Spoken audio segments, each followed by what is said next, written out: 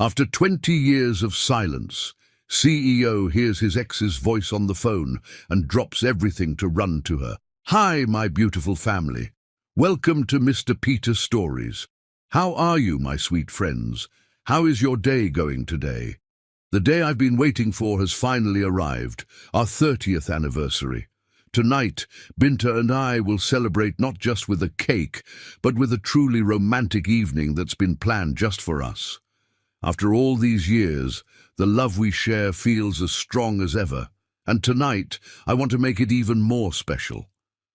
We've prepared a cozy setup in our room, with soft candlelight, soothing music, and memories of the beautiful moments we've shared over the years. I can't wait to hold her close, talk about our dreams, and relive the joy of our journey together. It's these intimate moments that make love so magical. I also want to take a moment to thank you all. I came so close to reaching the 10,000 subscriber milestone, but missed it by just 200. Yet, your support and encouragement mean the world to me. Thank you for being part of this family. Tonight's story is a little longer than usual, but I promise it's worth it. A real story from a dear friend that's filled with emotion and inspiration. Before we begin, how did you like the last story? Don't forget to share your thoughts in the comments below. Now let's dive into today's story. The crystal chandeliers cast prismatic shadows across the grand ballroom of the Laurent Tower, their light dancing across Amara Thorne's deep brown skin as she stood in quiet observation. Her fingers absently traced the rim of her untouched champagne glass, a habit she'd developed over countless corporate events just like this one. But tonight felt different. Tonight, the air seemed heavy with unspoken words and shifting possibilities. Across the room, her husband of 10 years, Cyrus Laurent, commanded attention with the ease of a symphony conductor. His tall frame, wrapped in a perfectly tailored Tom Ford suit, moved with practiced grace among Seattle's elite. At 42, he had the kind of presence that made people lean in when he spoke, as if drawn by the gravitational pull of his charisma. His salt and pepper hair, more salt than pepper these days, was styled in a way that spoke of both power and effortless sophistication. Amara watched as he charmed a group of potential investors, his hands moving in elegant gestures as he outlined his latest vision. She knew this dance by heart, had watched him perform it countless times as he built Laurent Technologies from a startup in their garage to the multi-billion-dollar empire it was today. She remembered those early days with a clarity that made her heart ache. The late nights, hunched over spreadsheets, the way she'd bring him coffee and remind him to eat, the shared dreams whispered in the dark of their first apartment's bedroom. A waiter passed by, offering to refresh her drink. Amara declined with a gentle shake of her head, her collection of delicate gold bracelets catching the light. At 38, she carried herself with a quiet dignity that turned heads in its own right. Her midnight blue gown, custom-made for the evening, draped her figure in a way that spoke of understated elegance rather than obvious allure. She'd chosen it carefully, as she did everything in their public life, mindful of both their image and Cyrus's preferences. "Mrs. Laurent," a familiar voice drew her attention. "You look absolutely stunning tonight." Marcus Chen, their chief financial officer and one of the few people Amara considered a true friend in their corporate circle, approached with a warm smile. His presence was a welcome reprieve from her increasingly melancholic thoughts. "Marcus," she returned his smile, genuine warmth creeping into her voice. "I thought you were in Singapore until next week." "Flew back early for this. Couldn't miss the announcement of our expansion into the Asian market." He studied her face for a moment, his expression shifting to one of concern. "Is everything all right? You seem just tired," she answered quickly, too quickly perhaps. "The new children's wing at the hospital is demanding more of my time than expected." Marcus nodded, but his eyes held a knowing look that made Amara slightly uncomfortable.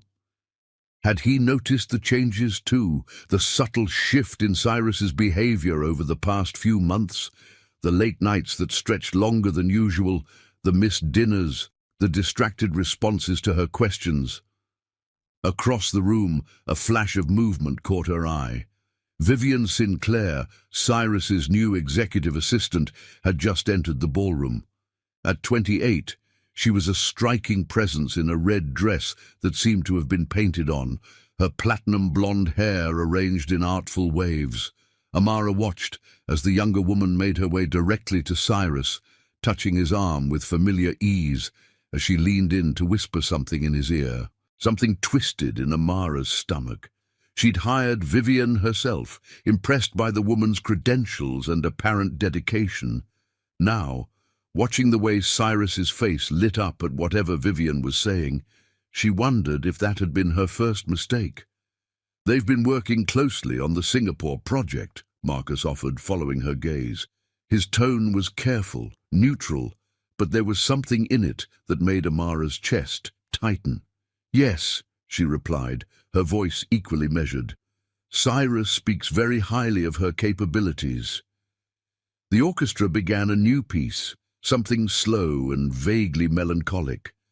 Couples moved onto the dance floor, their formal wear creating a swirling kaleidoscope of colors under the chandeliers. Amara remembered their first dance at their wedding, how Cyrus had held her like she was the most precious thing in his world. He'd been so different then, hungry for success, but still soft around the edges, still capable of showing vulnerability. A wave of nausea suddenly washed over her, strong enough to make her sway slightly. Marcus steadied her with a concerned hand on her elbow. "Amara, are you sure you're all right?" She pressed a hand to her stomach, fighting back the queasiness. This was the third time this week she'd felt ill, though she'd attributed it to stress and lack of sleep. Now, standing here watching her husband laugh at something Vivian had said, a different possibility began to form in her mind. "I just need some air," she managed, already moving toward the terrace doors. The spring night air hit her face like a blessing as she stepped outside. The Seattle skyline spread out before her like a carpet of stars. Behind her, the sounds of the party became muted, as if belonging to another world entirely. Amara gripped the stone balustrade, its cool surface anchoring her to reality as her mind raced. When was her last period? She'd been so busy with the hospital's new wing, so preoccupied with the subtle changes in her marriage, that she hadn't been keeping track. Could she be? The thought was interrupted by the sound of the terrace door opening and closing. She didn't need to turn to know it was Cyrus. She could identify his footsteps anywhere, even now. "There you are." His voice held a note of irritation that would have been imperceptible to anyone else. "The Nakamuras are asking for you. They want to discuss their contribution to the children's wing." Amara turned slowly, studying her husband's face in the soft lighting from the ballroom. When had the lines around his eyes become so pronounced? When had that spark of excitement he used to get when looking at her been replaced by this kind of detached expectation? "I'll be right there," she promised, straightening her spine and smoothing down her dress. "I just needed a moment." Cyrus frowned slightly, taking in her pale complexion. For a brief moment, something like concern flickered across his features. "Are you feeling unwell?" The question, delivered in that perfectly modulated voice he used for business associates, made something inside her crack a little. There was a time when he would have crossed the space between them immediately, when his hands would have found her face, when his concern would have been immediate and visceral rather than this polite inquiry. "I'm fine," she lied, forcing a smile. "Just needed some fresh air. The champagne went straight to my head." He nodded, already turning back toward the door. "Don't be too long. We need to present a united front tonight." As he disappeared back into the glittering crowd, Amara allowed herself one moment of complete honesty. Something was ending, had been ending for months now, if she was brave enough to admit it. She could feel it in the growing silences between them, in the way he no longer reached for her in the night, in the subtle but unmistakable distance that seemed to expand with each passing day. The irony of their situation wasn't lost on her. From the outside, they appeared to be living a fairy tale. The brilliant, ambitious CEO and his devoted wife. Their life a perfect balance of professional success and philanthropic endeavors.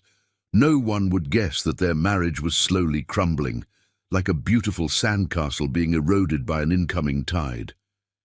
Taking a deep breath, Amara straightened her shoulders and prepared to return to the party.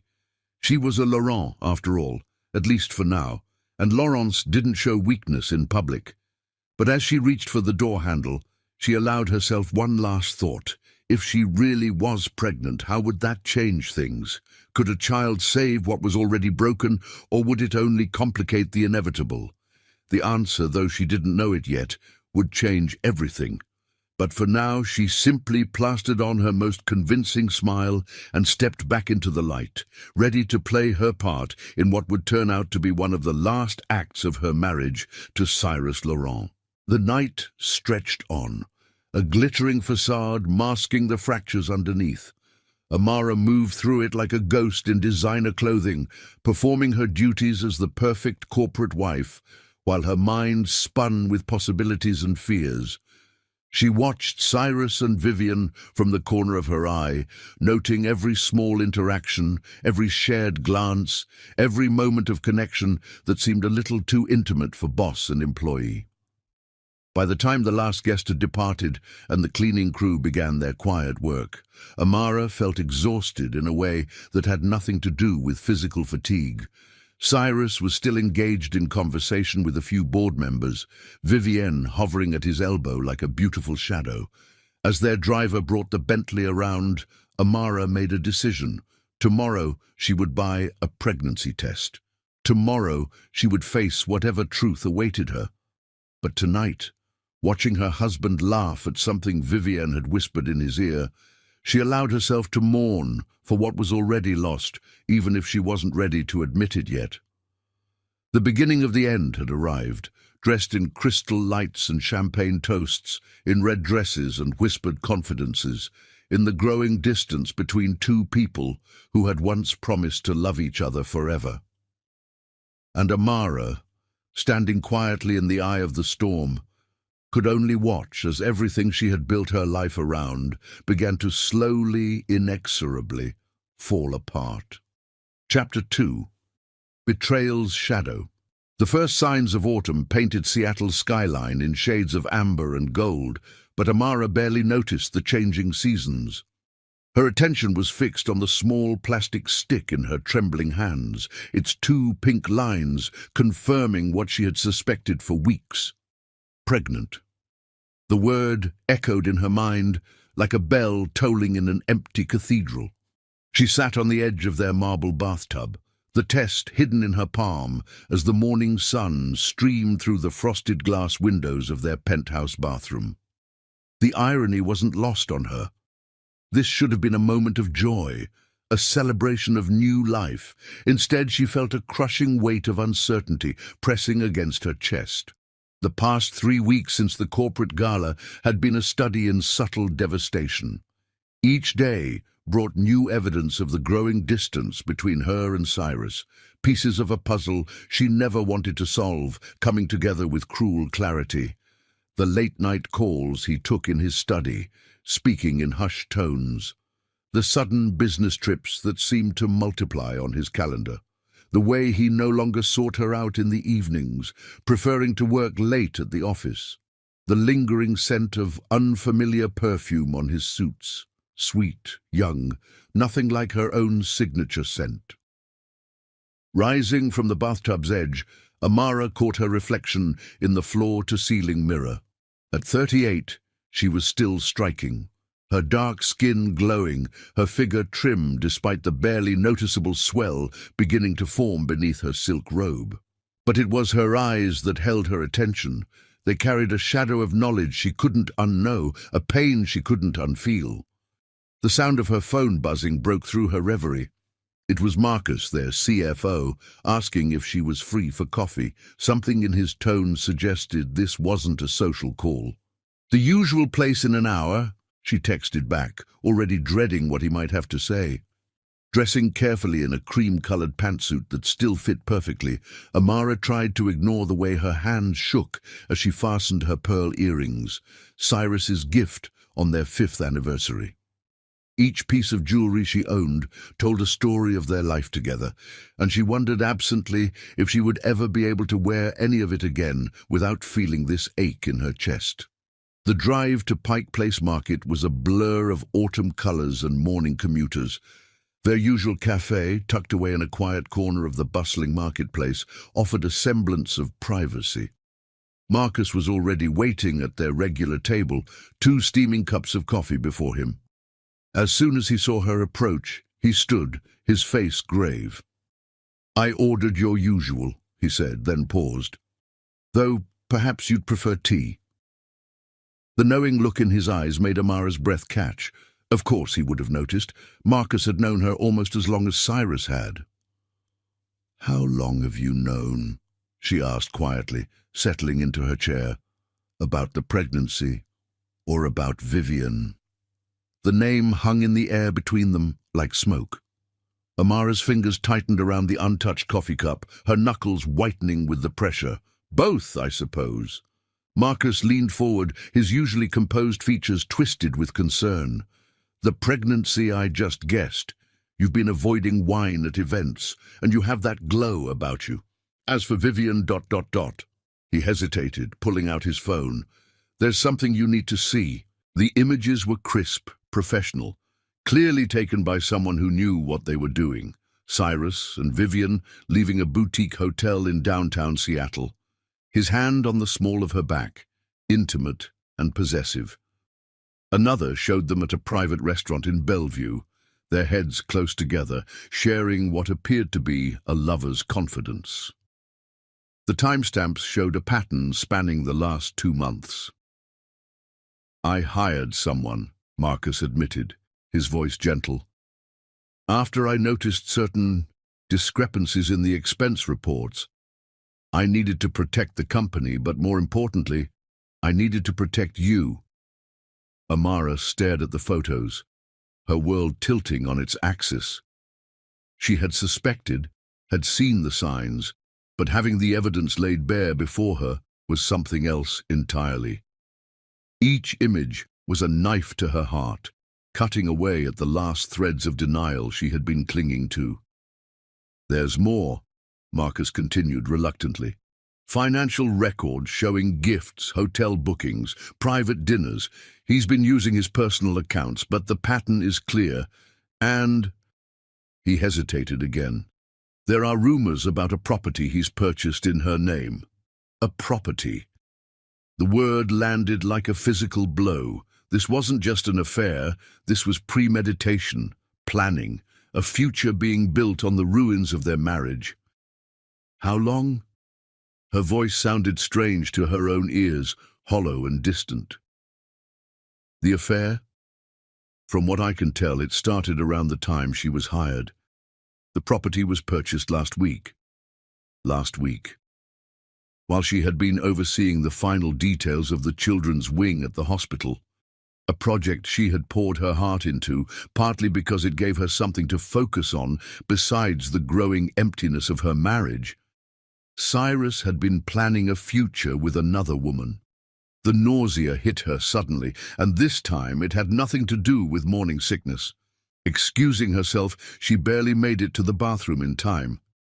As she knelt on the cold tile floor, her body rejecting more than just breakfast, tears finally began to fall. When she returned to the table, Marcus was on the phone, his voice low and urgent. He ended the call as soon as he saw her, concern etched deep in his features. "You should go home," he said softly. "Take some time to think about what you want to do." "But Amara..." He reached across the table, squeezing her hand. "Whatever you decide, you're not alone. Remember that." The drive home was a study in autopilot. Amara's mind raced through memories like pages in a photo album. Their first meeting at a charity gala, where Cyrus had been so nervous he'd spilled his drink on her dress. Their wedding day, when he'd promised to love her forever, his voice thick with emotion. The countless small moments that had built their life together, morning coffee shared in comfortable silence, lazy Sunday afternoons reading in their library, the way he used to look at her across crowded rooms, as if she was the only person who mattered. The penthouse was silent when she arrived home, its pristine surfaces gleaming in the late morning light. Everything was exactly as she had left it, and yet nothing would ever be the same. She moved through the spaces like a ghost, touching familiar objects that suddenly felt foreign under her fingers. In their bedroom, her hand brushed against one of Cyrus's suits hanging in the closet. The faint scent of unfamiliar perfume clung to the fabric, sweet, young, nothing like her own signature scent. It was there, standing in their walk-in closet surrounded by the material evidence of their shared life, that the first surge of anger finally broke through her shock. The sound of the front door opening startled her from her thoughts. Cyrus's footsteps echoed through the penthouse, accompanied by the soft click of high heels that definitely didn't belong to her. "Are you sure she won't be home?" Vivian's voice, carrying clearly through the open bedroom door. "She has board meetings at the hospital all day," Cyrus replied, his tone casual, comfortable. "We have time." Amara stepped out of the closet, her heart pounding but her voice steady when she spoke. "Actually, I don't have any meetings today."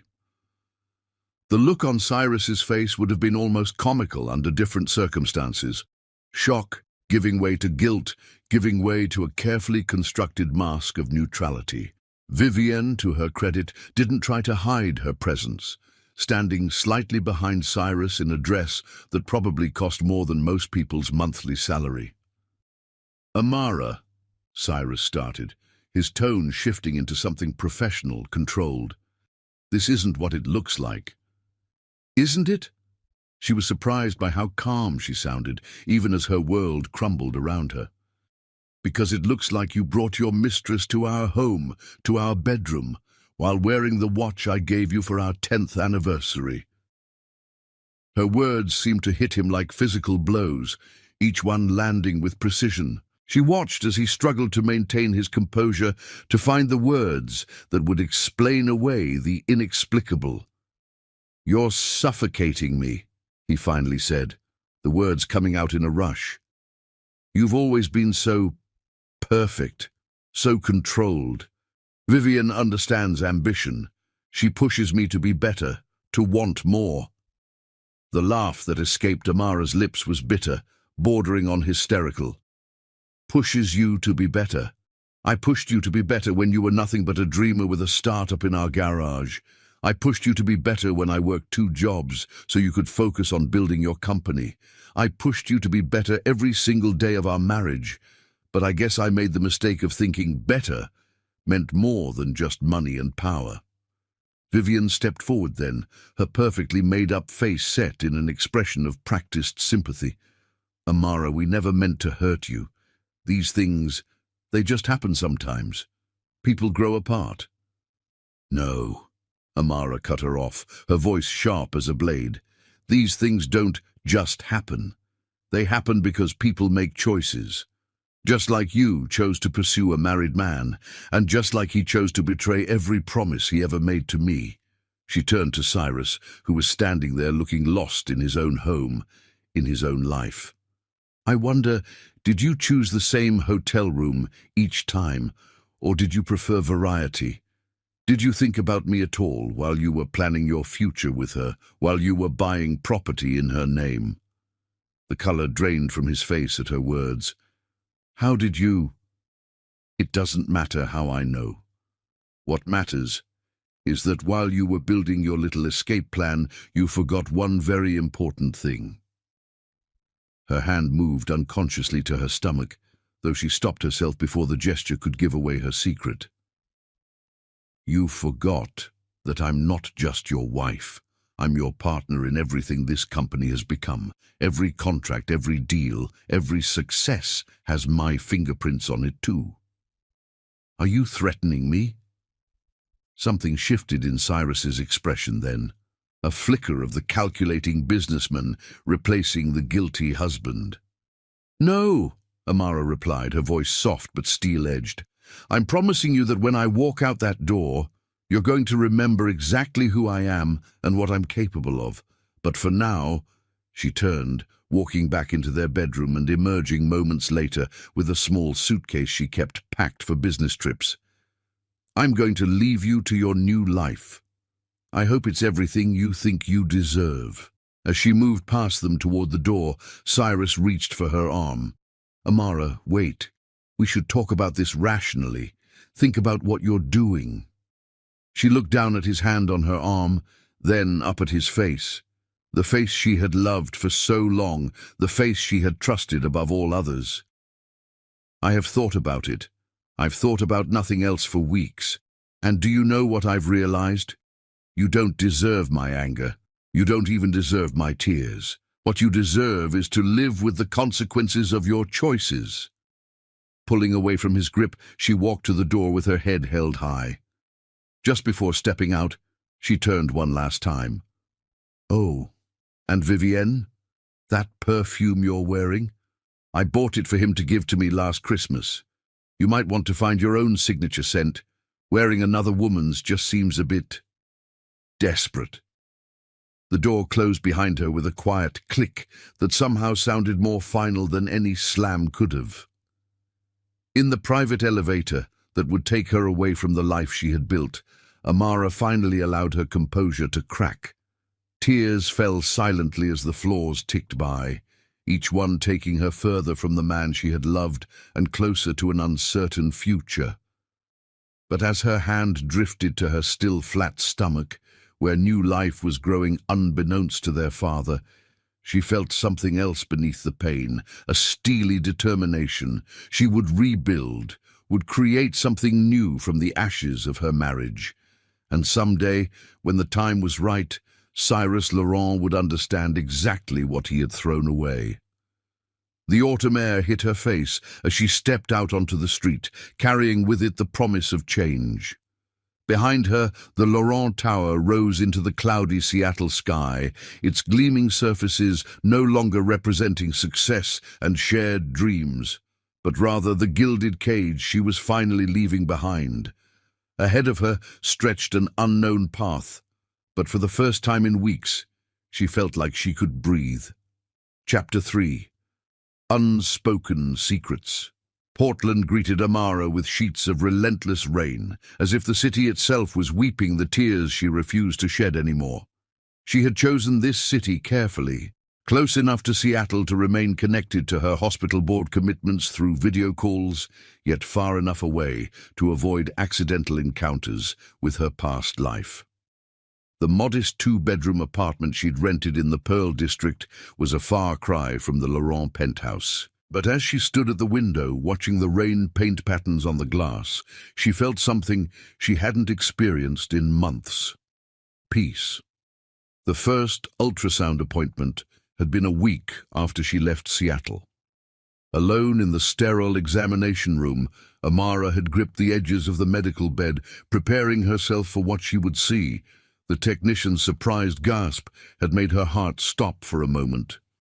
Mrs. Thorne, the technician had said, using the maiden name Amara had reverted to, would you like to see your babies?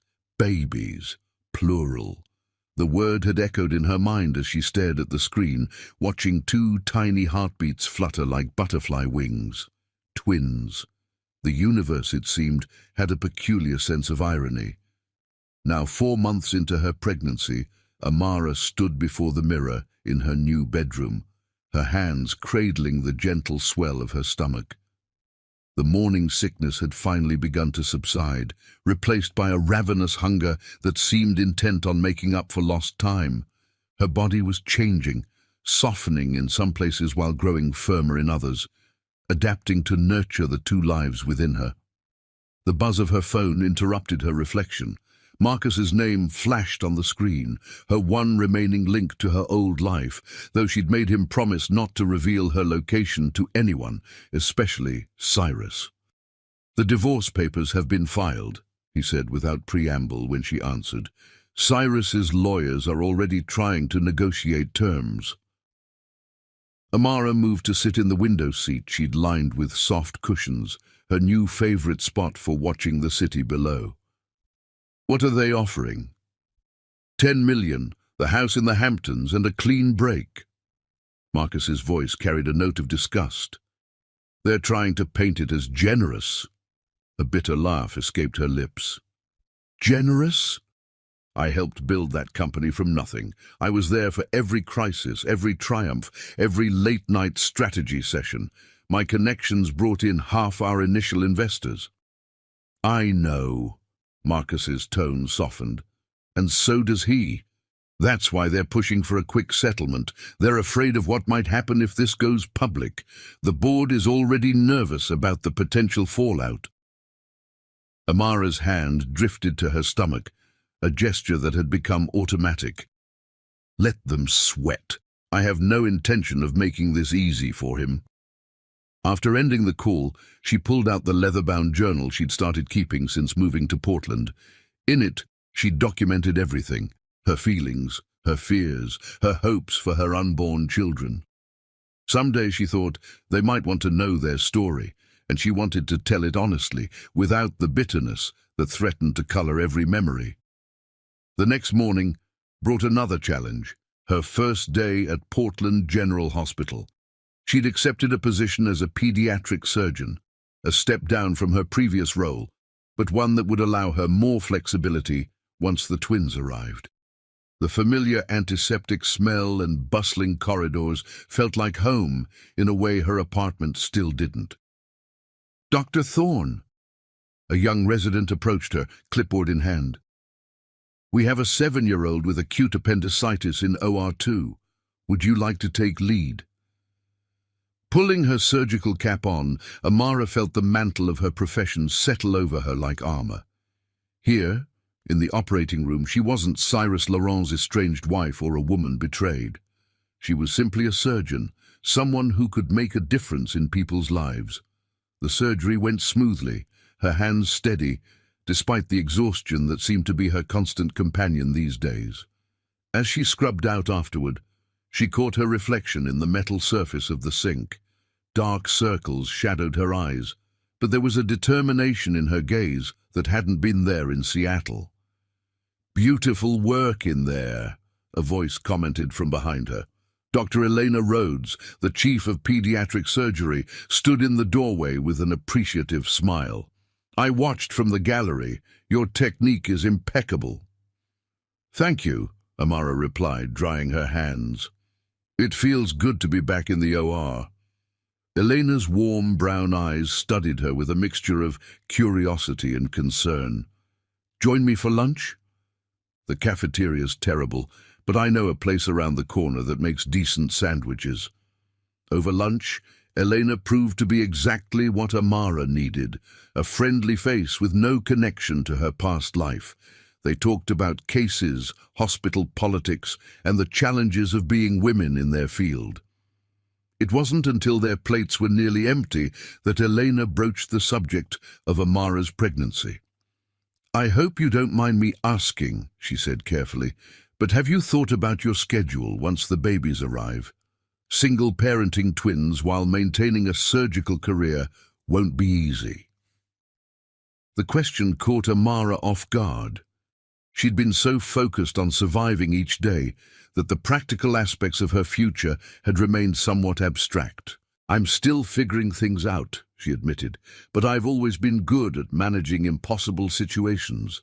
Elena nodded thoughtfully. "Well, consider me in your corner. I raised my daughter alone while completing my residency. It's doable, but having a support system is crucial." That evening, as Amara prepared a simple dinner in her new kitchen, she found herself thinking about support systems. In Seattle, she'd had a network of friends and colleagues, all of whom were now inextricably linked to her life with Cyrus. Here in Portland, she was starting from scratch, building not just a new life for herself, but a foundation for her children's future. The twins chose that moment to make their presence known, a flutter of movement that felt like butterfly wings against her ribs. Amara pressed her hand to the spot, tears springing to her eyes at this tangible reminder of why she couldn't allow herself to crumble. A knock at her door startled her from her reverie. Opening it cautiously, she found her elderly neighbor, Mrs. Chen, holding a covered dish. "I made too much soup," the older woman announced, though the deliberate way she'd been leaving extra food for Amara suggested otherwise. A pregnant woman needs proper nutrition. Accepting the dish with genuine gratitude, Amara invited Mrs. Chen in for tea. Over the past months, the widow had appointed herself as Amara's unofficial guardian, regularly checking in with food and gentle company. "You're looking better," Mrs. Chen observed, settling into what had become her usual spot at Amara's small dining table. "More color in your cheeks, but still too thin for twins." Amara smiled, pouring the jasmine tea Mrs. Chen had brought her last week. "The morning sickness is finally easing up. I'm actually able to keep food down now." "Good, good," Mrs. Chen nodded approvingly. "Now you can focus on making yourself strong for what's coming. Babies need a mother who can stand tall, even when the wind blows hard." The metaphor struck Amara deeply. She had been so focused on surviving, on putting one foot in front of the other, that she hadn't allowed herself to truly prepare for the future. These children would need more than just her physical presence. They would need her strength, her wisdom, her unshakable love. Later that night, unable to sleep, Amara found herself organizing the small room she designated as the nursery. The walls were still bare, waiting for the soft green paint she'd chosen, a color that would work for either gender, though she already knew she was carrying boys. Their heartbeats, strong and steady during her last ultrasound, seemed to echo in her memory as she folded tiny onesies and arranged them in the dresser she'd bought second-hand.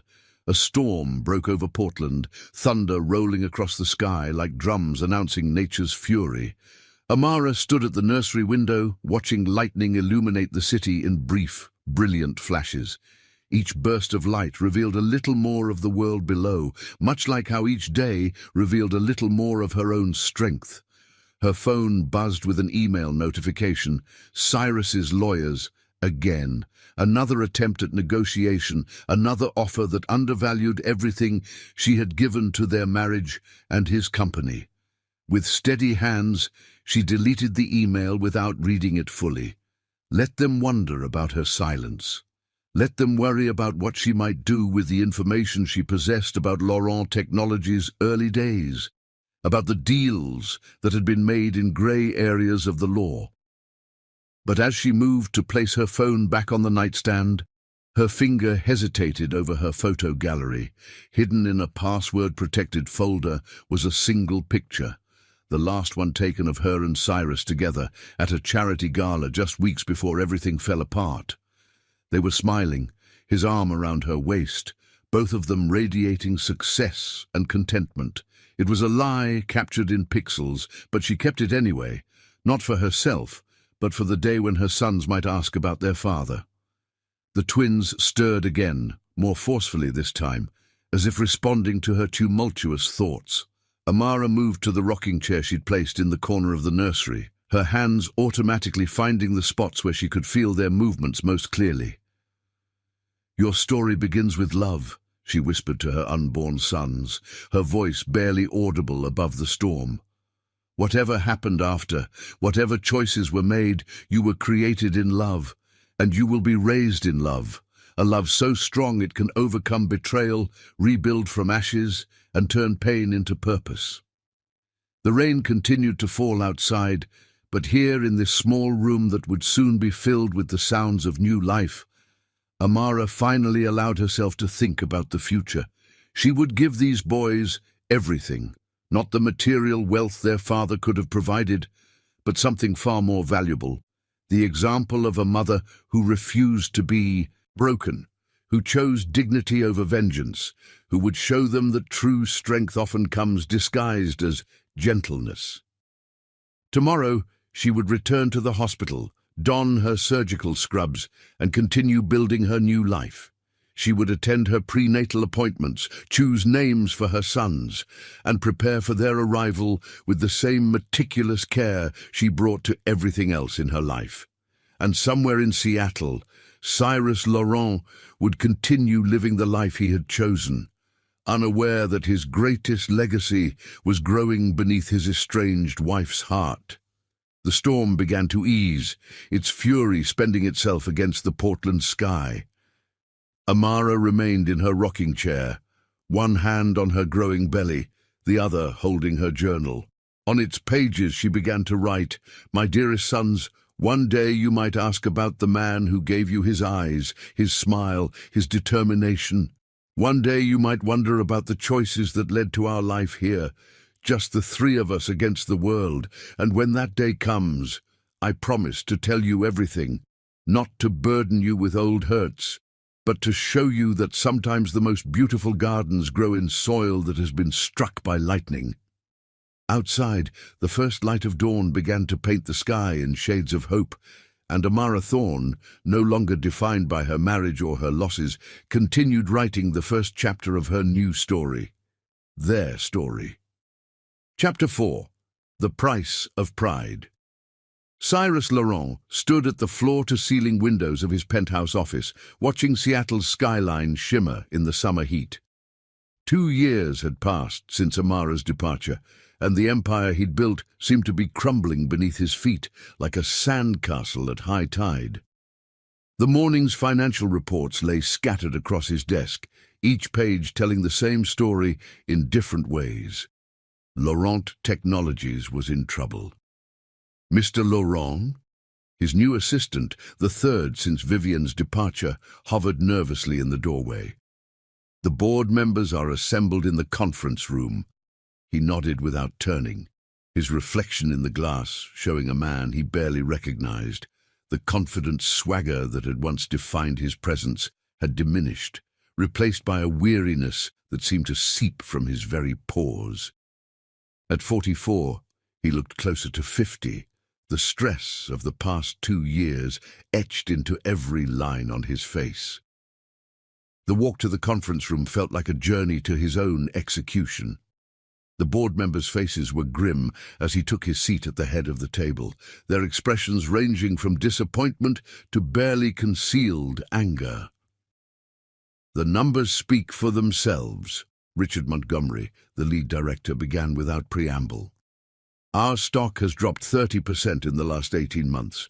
We've lost key contracts to competitors, our innovation pipeline is stagnant, and now we're facing a class action lawsuit from investors." He paused, his next words falling like hammer blows. "The board has lost confidence in your leadership, Cyrus." The words shouldn't have surprised him, but they did. Even as his world had begun to unravel, some part of him had clung to the belief that his position was untouchable. After all, he was Cyrus Laurent. He had built this company from nothing.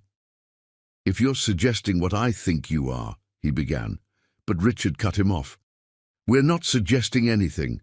We're telling you that effective immediately, you're being placed on administrative leave pending a full review of the company's operations. The board has appointed Marcus Chen as interim CEO. Marcus." The name hit like a physical blow. His former CFO, who had resigned shortly after Amara left, citing ethical concerns about the company's direction. Marcus, who had been one of the few to warn him about the path he was taking. "You can't do this," Cyrus protested, but his voice lacked conviction. "This company exists because of me." "No," another board member spoke up, her voice sharp with disappointment. "This company exists because of teamwork, vision, and trust, all of which began to erode the day Amara left." The mention of his ex-wife's name silenced him more effectively than any argument could have. In the 2 years since she'd walked away, her absence had created a void that seemed to grow larger with each passing day. It wasn't just her personal presence he missed, it was her insight, her ability to see the bigger picture, her way of smoothing rough edges in dealings with partners and investors. The meeting continued around him, details of the transition being discussed as if he wasn't there. His mind drifted to the last time he'd seen Amara, standing in their penthouse with quiet dignity as his world began its slow collapse. Hours later, Cyrus found himself in his private elevator, a box containing his personal effects in his arms. The same elevator where 2 years ago, Amara had made her final descent away from their shared life. The irony wasn't lost on him. His phone buzzed, Vivian's name flashing on the screen. He declined the call, as he had been doing more frequently lately. Their relationship, born in secrecy and passion, had devolved into something toxic and demanding. The young woman who had once seemed so exciting, so full of possibilities, had revealed herself to be calculating and insatiable in her ambitions. The penthouse felt cavernous and cold when he arrived home. Despite Vivian's attempts to redecorate, to erase all traces of Amara's presence, the space still held echoes of his former life.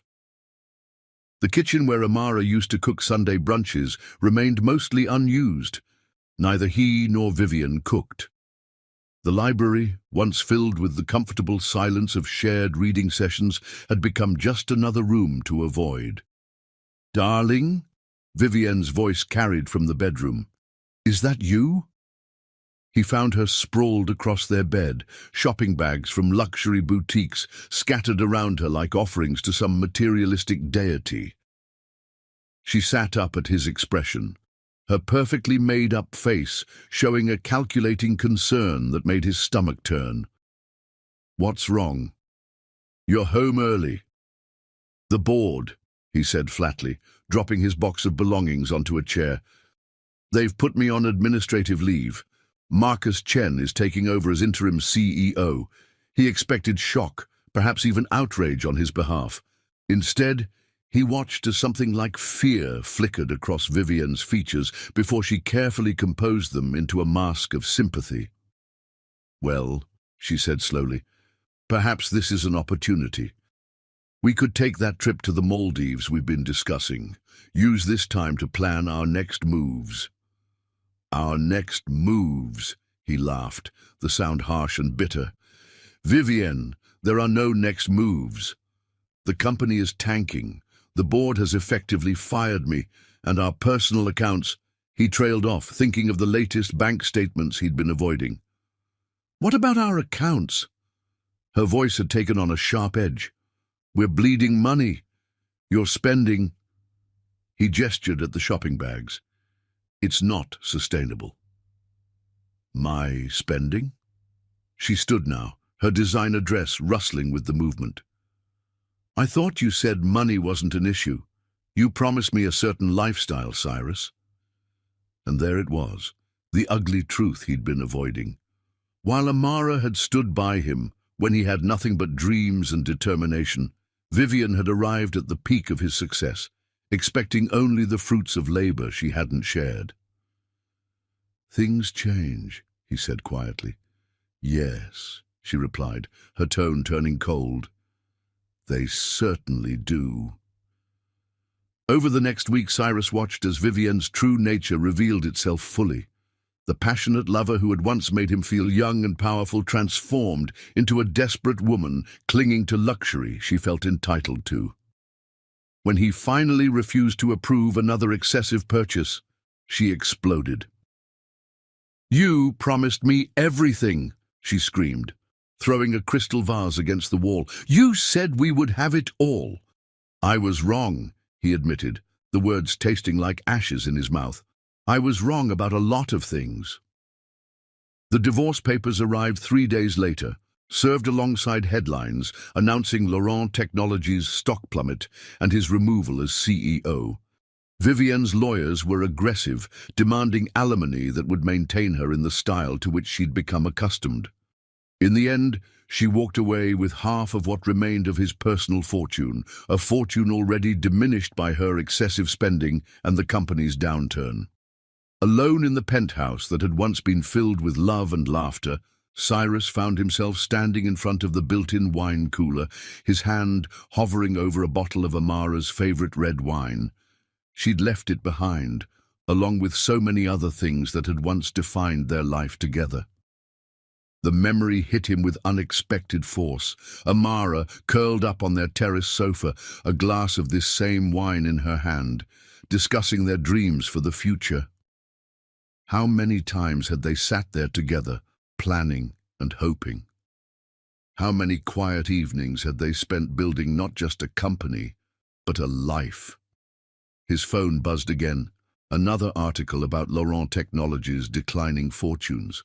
The business news was ruthless in its analysis of his fall from grace, with one journalist particularly noting the correlation between the company's downturn and Amara's departure. Sources close to the company suggest that Amara Thorne Laurent's exit marked the beginning of Laurent Technologies' decline. Known for her strategic insight and strong relationships with key investors, her absence left a void that proved impossible to fill. While Cyrus Laurent built the company's foundation, it was perhaps his wife's quiet influence that truly made it soar.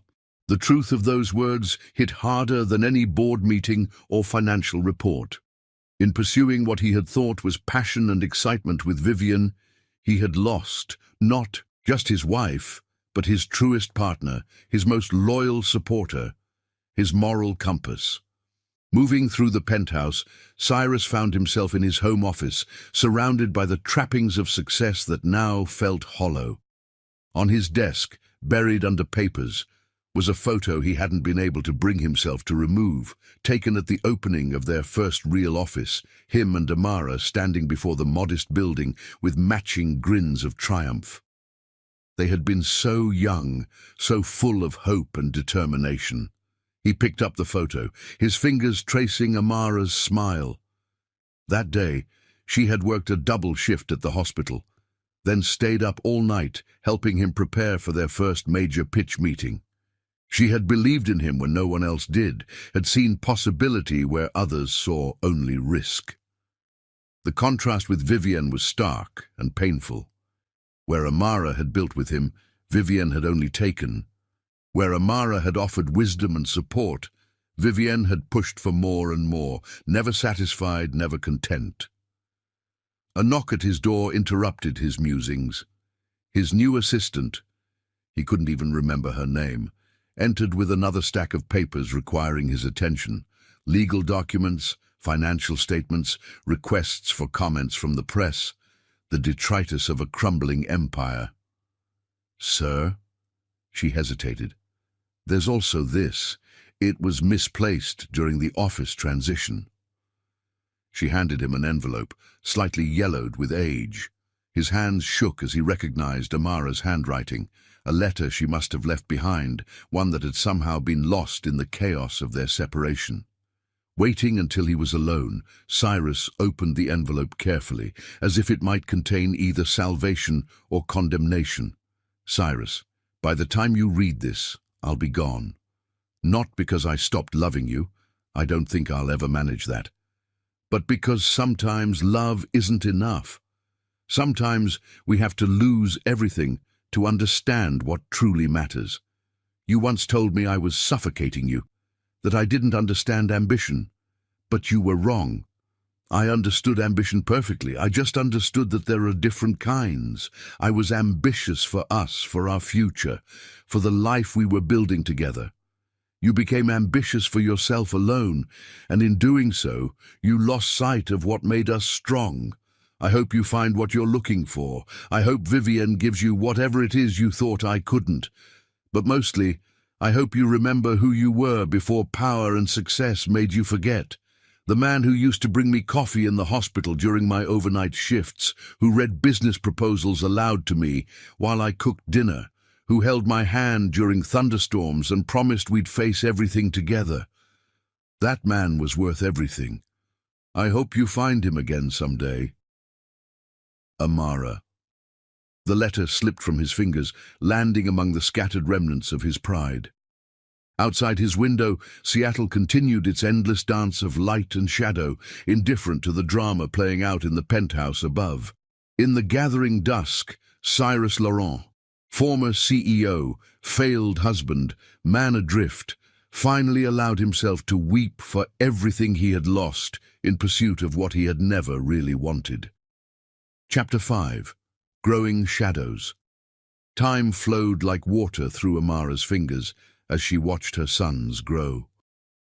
19 years passed in a kaleidoscope of first steps, scraped knees, school achievements, and the countless small moments that made up a life rebuilt from ashes. The twins, Kai and River, had grown into young men who carried echoes of their father in their features, but possessed their mother's quiet strength and determination. On a crisp autumn morning in Portland, Amara stood in her kitchen, watching her sons prepare for another day at the university. At 19, they were studies in contrasts despite their identical DNA. Kai, the older by 3 minutes, moved with the precise grace of someone destined for medicine, his dark eyes carrying the same analytical depth that had once drawn her to Cyrus. River, more laid back but equally brilliant, had inherited his father's head for business, though his approach was tempered by an emotional intelligence that Cyrus had never possessed. "Mom, have you seen my anatomy textbook?" Kai called from the living room, his voice carrying the slight edge of stress that appeared before every major exam. "Check under your statistics homework," River replied before Amara could answer, not looking up from the business proposal he was reviewing. "You left it there last night when you were trying to convince me that the human body is more complex than market analytics." Amara smiled, remembering similar discussions between herself and Cyrus in their early years. The boys' different interests had emerged early, Kai performing surgery on his stuffed animals, while River organized elaborate trading systems for Halloween candy. "Your father would be proud," Mrs. Chen had commented once, watching the twins at study. The elderly woman, now in her 80s, remained a constant presence in their lives, though she had long since stopped pretending to make too much food. The thought of Cyrus no longer brought the sharp pain it once had. Over the years, Amara had watched from afar as his empire crumbled, reading about his removal as CEO and subsequent divorce from Vivian. She had protected the boys from those headlines, letting them form their own identities without the shadow of their father's failures. "Mom?" River's voice pulled her from her reverie. "You're doing it again." "Doing what?" she asked, though she knew exactly what he meant. "That thing where you look at us like you're seeing ghosts," Kai answered, returning to the kitchen with his recovered textbook. "Usually happens when we remind you of him." The perceptiveness of her sons never ceased to amaze her. They had grown up knowing they had a father somewhere, but understanding it was a topic that brought their mother pain. They never pushed, never demanded answers, but their quiet support had been a balm to her soul. "I was just thinking about how proud I am of both of you," she deflected smoothly, years of practice making the motion natural. "How many mothers can say their sons are both top of their class?" It was true. Kai was already being courted by medical schools across the country, his research on innovative surgical techniques drawing attention from prestigious institutions.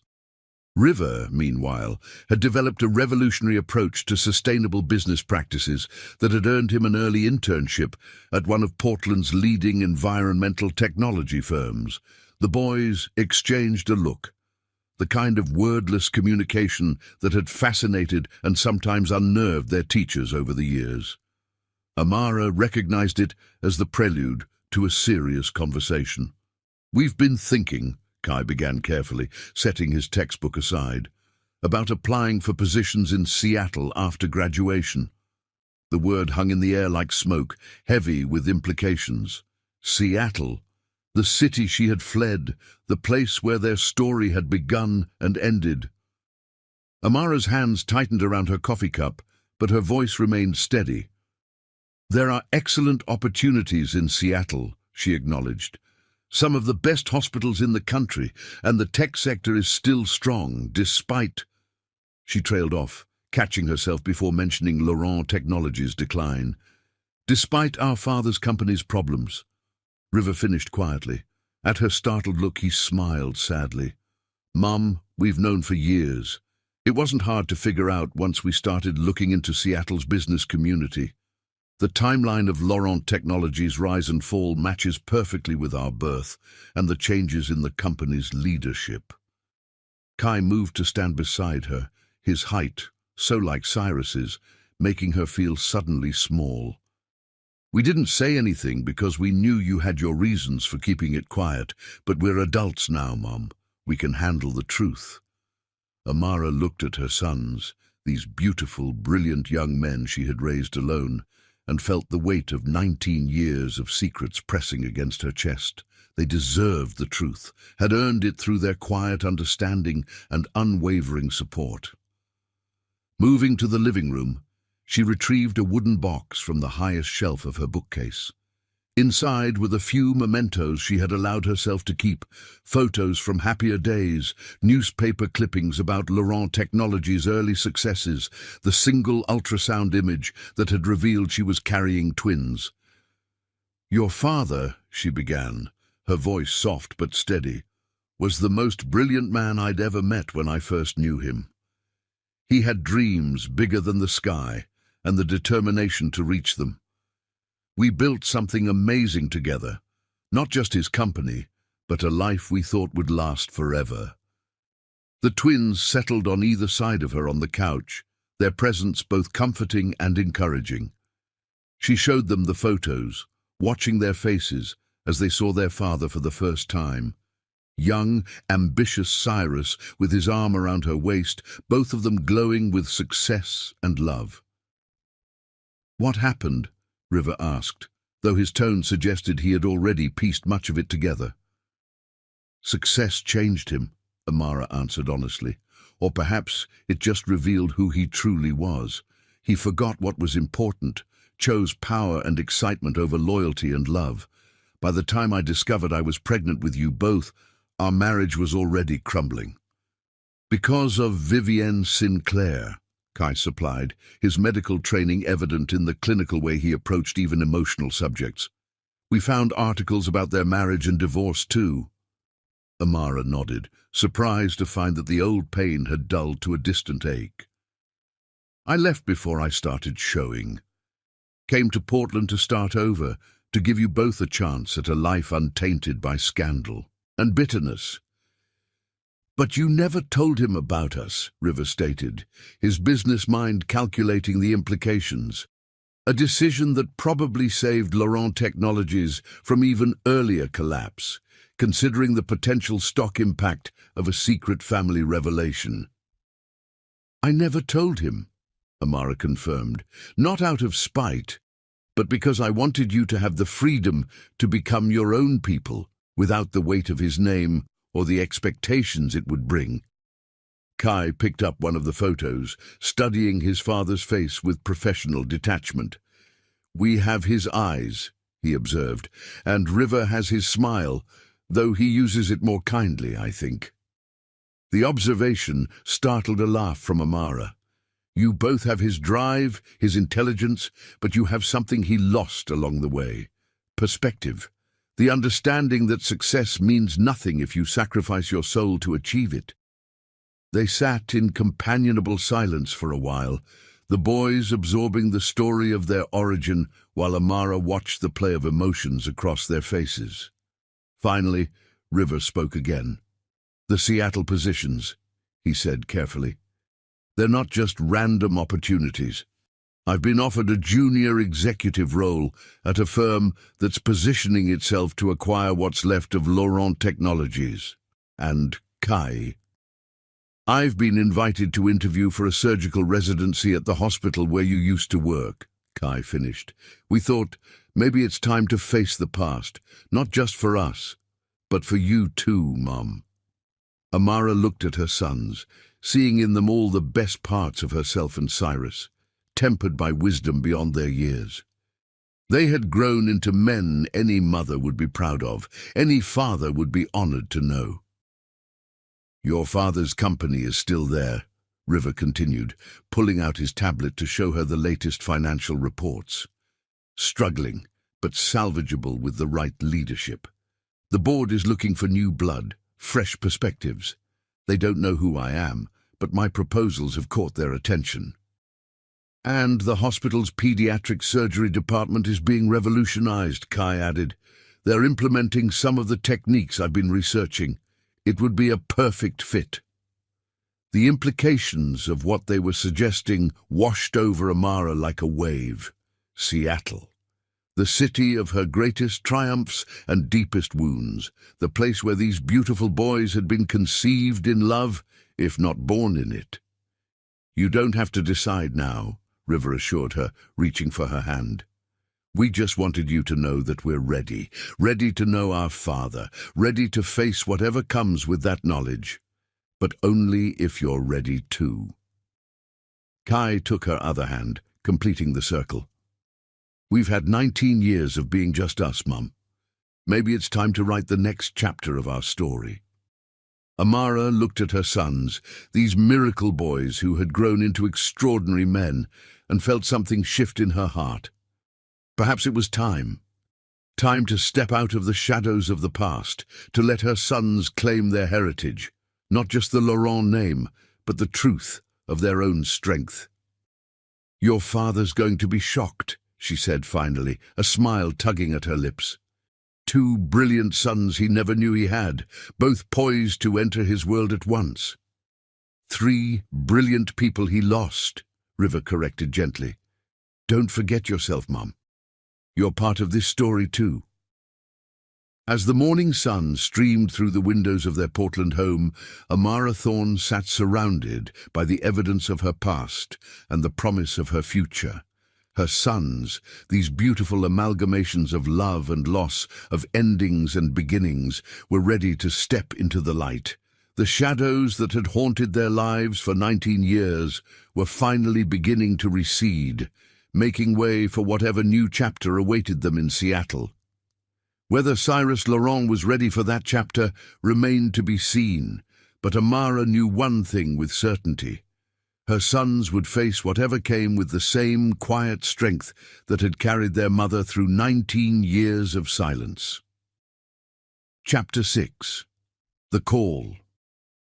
Fate, Amara had learned, had its own timing. She sat in her Portland living room, staring at the genetic test results spread across her coffee table while rain drummed against the windows. 20 years of carefully maintained distance teetered on the edge of collapse, all because of a rare genetic marker that had appeared in her son's blood work. Kai paced the room, his doctor's mind racing through medical implications. The marker affects how certain medications are metabolized. It's not immediately dangerous, but knowing about it could be crucial in an emergency. He paused, looking at his brother. River's reaction to the pre-employment physical proves that. River, still pale from his hospital stay, sat wrapped in a blanket in their mother's favorite armchair. "We need to know if this runs in his family," he said quietly. "It's not just about medical history anymore. This could affect both our careers." The genetic marker had been discovered during Kai's routine medical screening for his residency at Seattle Grace Hospital. Further testing had revealed both twins carried it, but Amara's results showed no trace. The implications were clear. It had to come from their father's side. "Mom," Kai said gently, kneeling beside her chair. "We've respected your silence about Dad for 20 years, but this is different. This is about our health." Amara's hands trembled slightly as she reached for the old address book she'd kept all these years. The leather was worn, the pages yellowed, but Cyrus's number remained unchanged. She'd checked periodically over the years, telling herself it was just in case of emergency. "I have his number," she admitted. "I've always had it, I just never thought I'd have a good enough reason to use it." River moved to sit on the arm of her chair, his business mind already calculating possibilities. We could have our lawyers contact him, or the hospital could make it a formal medical inquiry. No, Amara said firmly. If we're doing this, he deserves to hear my voice. After 20 years, I owe him that much. The twins exchanged glances, their silent communication carrying 2 decades of watching their mother navigate memories of their father. They had pieced together parts of the story over the years. The brilliant businessman who had chosen ambition over love, the betrayal that had sent their mother fleeing to Portland, the empire that had crumbled in her absence. In his downtown Seattle office, Cyrus Laurent sat reviewing the latest disappointing financial reports. At 58, he carried his age with the weight of regret rather than wisdom. The empire he'd sacrificed everything for was slowly crumbling, and the victory he'd once tasted had long since turned to ashes in his mouth. When his phone rang, he almost ignored it. The board meeting had gone poorly, and he had no desire to field more calls about the company's decline. But something, instinct, fate, or perhaps the hand of destiny itself, made him reach for the receiver. "Laurent," he answered, his voice carrying the automatic authority he'd never quite lost. The silence on the other end stretched just long enough to make him consider hanging up. Then, Cyrus. One word. His name spoken in a voice he'd heard in dreams and nightmares for 20 years. A voice that still held the power to stop his world on its axis. In Portland, Amara closed her eyes, drawing strength from her son's presence. Kai had moved to sit on her right, while River remained perched on the chair's arm to her left. Their collective heartbeats seemed to fill the room. Amara. Cyrus's voice cracked on her name, disbelief warring with a sudden, desperate hope. After all this time? Yes, she managed, her voice steadier than she felt. We need to talk. It's important. 20 years, he said, and she could hear the bitterness seeping through. 20 years of silence, and now you need to talk. The twins tensed on either side of her, their protective instincts flaring. Amara reached out, touching each of their hands, drawing strength from the sons who had been her anchor for so long. There's been a medical situation, she said carefully. Nothing immediately life-threatening, she added quickly, hearing his sharp intake of breath. But it involves genetic factors that we need to discuss. In person. The silence that followed was heavy with unspoken questions.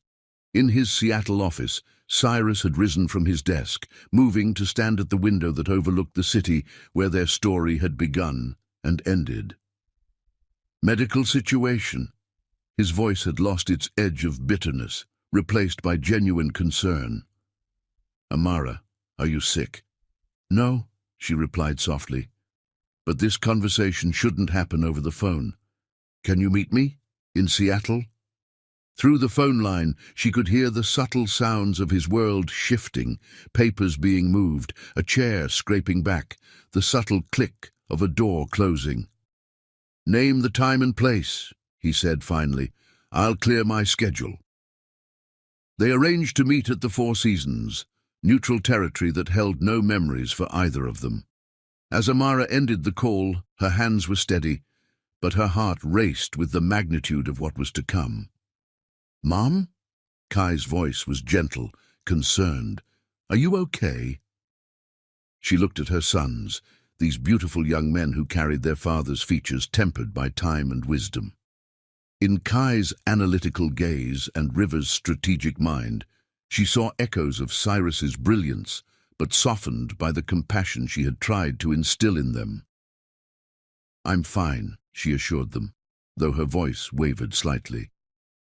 But I think it's time for you both to pack. We're going to Seattle. The next 24 hours passed in a blur of preparation.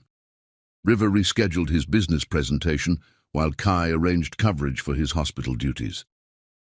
Mrs. Chen appeared with enough food to feed them for a week, her elderly face creased with concern as she helped them pack. You tell that man, she said firmly, pressing another container of soup into Amara's hands. You tell him what he missed. These boys... She patted River's cheek affectionately. "These boys are worth more than any company." In Seattle, Cyrus sat in his penthouse, a glass of untouched scotch before him. Amara's voice echoed in his mind, bringing with it a flood of memories he'd spent years trying to suppress. The way she'd looked on their wedding day, her quiet strength during the company's early struggles, the dignity with which she'd walked away when he'd destroyed everything they'd built together. His phone buzzed with messages from board members, lawyers, people demanding his attention for what remained of his crumbling empire. He ignored them all, his mind fixed on the meeting to come. What medical situation could be so important that Amara would break 20 years of silence? And why did her voice carry an undertone he couldn't quite identify, something that seemed to hint at revelations yet to come? The storm that had been threatening all day finally broke over Seattle, rain painting patterns on his windows that reminded him of tears. Somewhere out there, Amara was preparing to re-enter his life, bringing with her whatever news had prompted this sudden contact. In his heart, a feeling he hadn't experienced in years began to stir.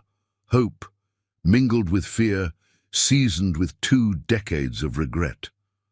Tomorrow, he would see her again. Tomorrow, the silence would end. As lightning split the sky over Seattle, 3 hearts in Portland and 1 in Seattle beat with the knowledge that nothing would ever be the same again.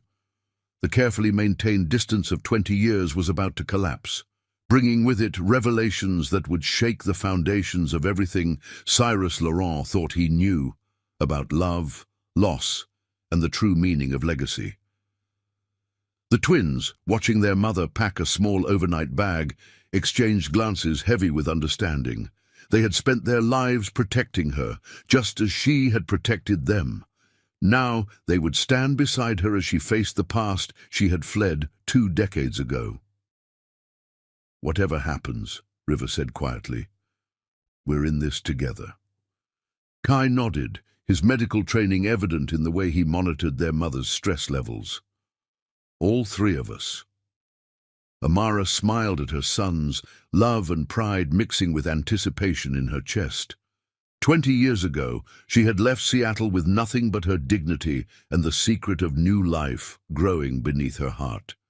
Tomorrow, she would return with the living proof of both her greatest loss and her greatest triumph. As the storm raged outside their windows, 3 tickets to Seattle lay on the kitchen counter, physical manifestations of the journey they were about to undertake. In less than 24 hours, Cyrus Laurent would learn that his legacy wasn't just the company he had built and lost, but the 2 remarkable young men who carried his blood and their mother's wisdom. The call that had set everything in motion ended, but its echoes would continue to resonate through their lives, like thunder rolling across the Pacific Northwest sky. The time for silence was over. The time for truth had come. Chapter 7. Recognition. The Seattle morning dawned in shades of steel and silver, the aftermath of the storm lending the city an ethereal quality. Cyrus Laurent stood before the mirror in his penthouse, adjusting his tie for the 3rd time.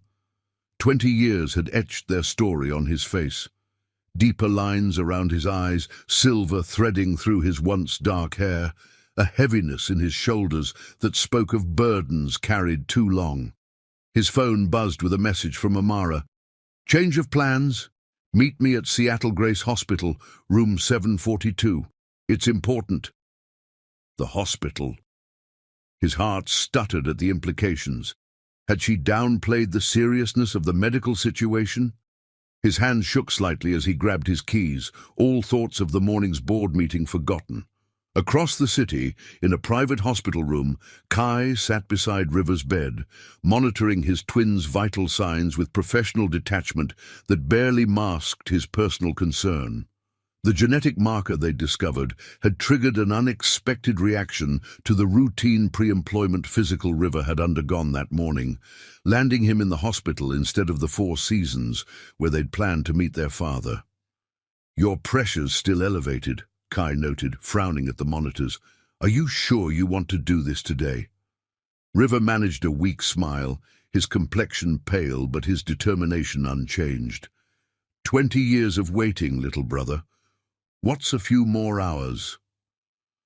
I'm 3 minutes older, Kai corrected automatically, their familiar banter providing comfort in the sterile hospital room. Amara stood by the window, her elegant black dress a stark contrast to the institutional whites and beiges of the hospital room. She'd planned her outfit carefully for their intended meeting at the hotel, wanting to project strength rather than nostalgia.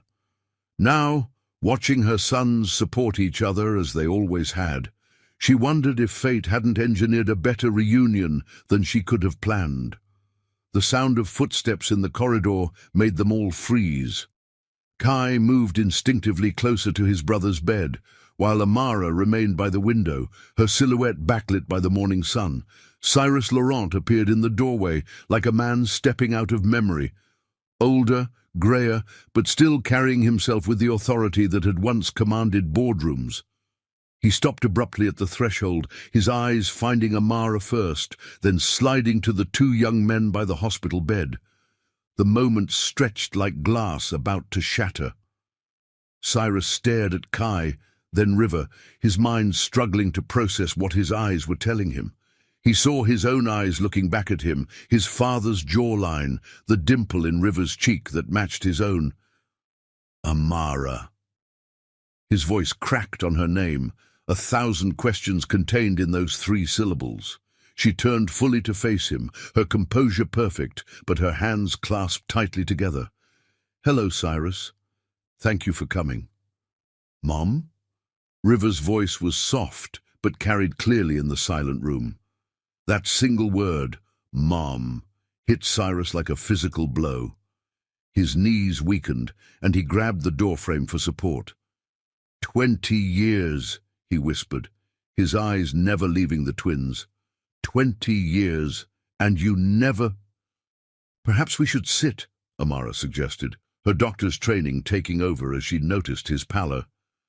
This is a lot to process. Kai had already moved to guide Cyrus to a chair, his medical instincts overriding any personal feelings. Deep breath, sir. Your color's not good. Lezer struck Cyrus as darkly funny, this young man who was clearly his son, addressing him so formally. A laugh that was dangerously close to a sob escaped his lips. How? He managed finally, looking at Amara. When? I was already pregnant when I left, she answered quietly. I found out the week everything fell apart. The timing. It didn't seem right to tell you then. River shifted in his hospital bed, drawing Cyrus's attention. What happened? He asked, noting his son's pale complexion and the medical equipment surrounding him. A genetic marker, Kai explained, slipping into doctor mode, one that affects how certain medications are metabolized. It showed up in our pre-employment screenings. River had an adverse reaction during his physical this morning. Pre-employment? Cyrus latched onto the detail, his business mind trying to find solid ground in the midst of emotional chaos. I was supposed to interview at Laurent Technologies today, River admitted. They don't know who I am, of course. Just another MBA with some innovative ideas for rebuilding struggling companies. The irony wasn't lost on Cyrus, his unknown son, applying to save the company he would have inherited if things had been different. And you? He asked Kai, drinking in the sight of both young men as if afraid they might disappear. Surgical residency at Seattle Grace, Kai replied, following in Mum's footsteps, though with a focus on pediatric neurosurgery. Cyrus turned to Amara, who had moved to stand protectively near her sons. They're brilliant, he said softly. Of course they are. They're yours. They're ours, she corrected gently. Whatever happened between us, they carry both our strengths. The monitors tracking River's vitals beeped, drawing everyone's attention. Kai checked the readings with professional efficiency, adjusting his brother's medication slightly. "The genetic marker," Cyrus said suddenly. "It's from my father's side. The Laurent men have carried it for generations. I should have warned you when you were planning the physical," he added to River. "If I had known." "But you didn't know," River finished, "because we didn't exist for you." The words could have been accusatory, but River's tone held only quiet observation. Still, they hit Cyrus like arrows to the heart. "If I had known," he repeated, his voice rough with emotion, "nothing would have kept me from being part of your lives. Nothing. Not even Vivienne?" The question came from Kai, his professional demeanor cracking slightly to reveal the child who had grown up without a father. Cyrus flinched at the name, at the reminder of his greatest mistake. "Especially not her. What I did to your mother, throwing away our marriage for an illusion of youth and excitement, it's been my life's biggest regret. Finding out that my choices didn't just hurt Amara, but kept me from knowing my own sons." He trailed off, overwhelmed. "We know about Laurent Technologies," River said after a moment. "About what happened after Mom left. About Vivian taking half your fortune in the divorce." "Poetic justice," Cyrus acknowledged with a bitter smile.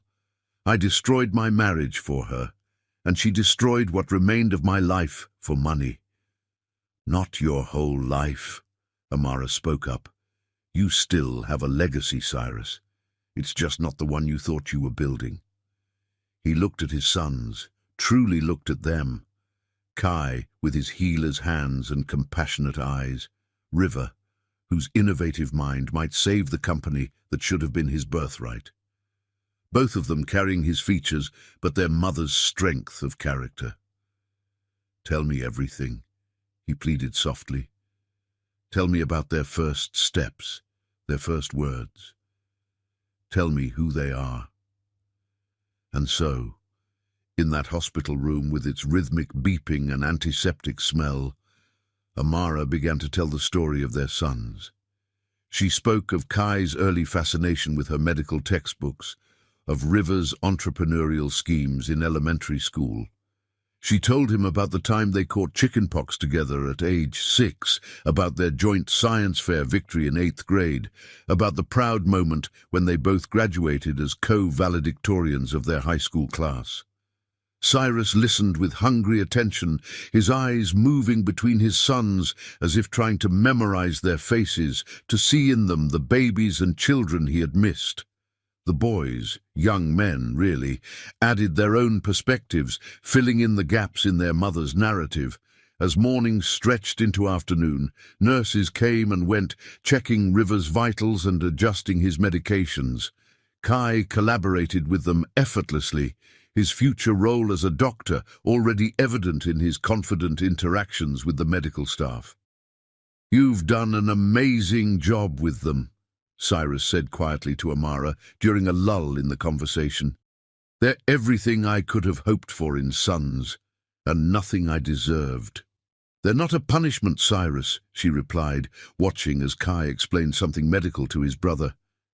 "They're a gift, one I probably should have shared sooner." "No," he shook his head. "You were right to protect them. The man I was then, I wouldn't have been a good father. I barely managed to be a decent human being." The honesty in his voice made Amara look at him, really look at him, for the first time since he'd entered the room. The arrogant CEO was gone, replaced by someone older, wiser, and infinitely more human. "The genetic marker," River spoke up from his bed. "It's not dangerous long-term, is it?" "No," Cyrus assured him quickly. "Once we know it's there, it's manageable. I'll have my medical records sent over. There's a whole family history that you both should know about." "Family history," Kai repeated thoughtfully. "I suppose we have grandparents we've never met?" "Had," Cyrus corrected gently. "My parents passed away a few years ago. But there are albums, stories, a heritage that belongs to you both. If you're interested in knowing about that side of your family." The twins exchanged one of their wordless looks. Then River spoke for both of them. "We'd like that. Not just the medical history, but all of it. We've spent our whole lives knowing only half of who we are." "You know the best half," Cyrus said, glancing at Amara, "but I'd be honored to share what I can, if you'll let me." The moment was interrupted by River's doctor arriving for rounds. As the medical professional began reviewing charts and asking questions, Cyrus watched in amazement as Kai seamlessly joined the discussion, his medical knowledge evident in the sophisticated questions he posed about his brother's treatment. Standing slightly apart, Amara observed the scene with complex emotions, her sons finally meeting their father, Cyrus humbled and grateful for any small part they might allow him in their lives, the past and present colliding in ways she could never have predicted. "They'll be releasing me tomorrow," River announced after the doctor left. The reaction was severe but short-lived, thankfully. "I'd like—" Cyrus began, then stopped, uncertainty evident in his voice. "That is, if you're all willing. Perhaps we could have dinner tomorrow night. Start getting to know each other properly." The twins looked to their mother, their automatic deference to her feelings touching Cyrus deeply. Amara considered for a moment, then nodded slowly. "Dinner would be good," she agreed. "There's a lot more to discuss, and River needs to rest today." "I'll make reservations," Cyrus offered, standing reluctantly, "and I'll have those medical records sent over right away." He moved toward the door, then turned back. "Thank you," he said softly, "for letting me know them, even if it's 20 years late." As he left the room, his steps slightly unsteady, Amara watched him go with a mixture of emotions she couldn't quite name. The twins waited until his footsteps had faded before speaking. "Well," River said thoughtfully, "he's not quite what I expected." "He's exactly what I expected," Kai countered, "but also completely different." Amara smiled at her son's observations. "People change," she said softly. "Sometimes it takes losing everything to become who you should have been all along." Outside the hospital room, Cyrus Laurent leaned against the wall, his legs finally giving out as the magnitude of what had just happened hit him fully. He had sons, two brilliant, accomplished sons who carried his blood, but, thankfully, their mother's character. Sons who might, if he was very lucky, allow him to be part of their lives going forward. As he pulled out his phone to cancel his meetings for the next week, nothing was more important than this. He caught his reflection in the hospital window.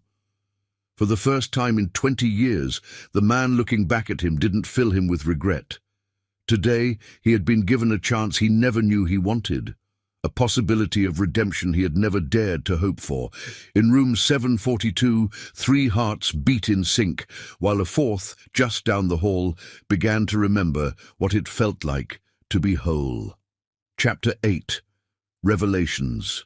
The private dining room at Canlis Restaurant floated above Seattle like a glass sanctuary, the city lights twinkling below like earthbound stars. Amara had chosen this venue carefully. Prestigious enough to make Cyrus comfortable, but new enough to hold no memories of their past. The elegant space was neutral territory where they could begin the delicate process of charting their future. River, still somewhat pale from his hospital stay, but insisting on being present, sat beside his brother at the intricately set table. Both young men were dressed impeccably, Kai in a charcoal suit that spoke of medical precision, River in navy that echoed his business aspirations. Watching them, Amara could see how they unconsciously mirrored their father's mannerisms, the way River's hand moved as he spoke, how Kai tilted his head when considering a point. Cyrus hadn't been able to take his eyes off his sons since their arrival, drinking in details he'd missed in the hospital setting, the way Kai's surgeon's hands moved with inherited grace, the slight dimple in River's left cheek when he smiled, a mirror image of his own. 20 years of missed moments seemed to press against his chest with physical weight. Before we begin, Amara spoke, her voice carrying the quiet authority that had once commanded hospital boards.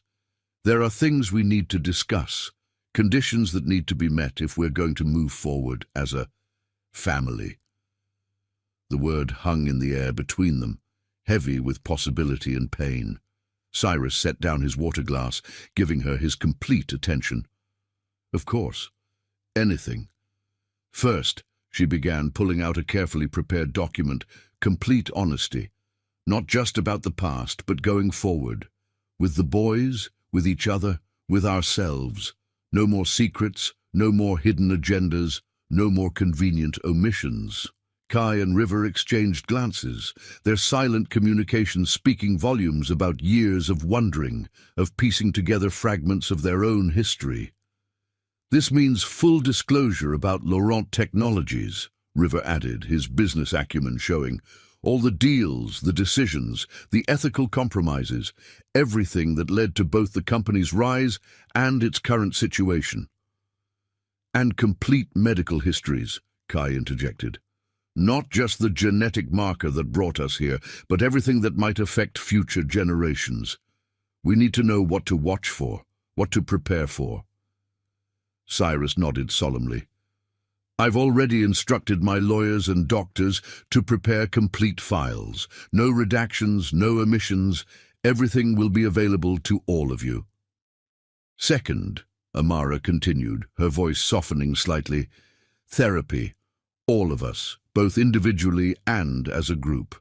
This situation is complex, and we need professional help to navigate it properly. Already arranged, Cyrus said quietly. I spoke with Dr. Helena Martinez this morning. She specializes in family reconciliation and has experience with similar situations.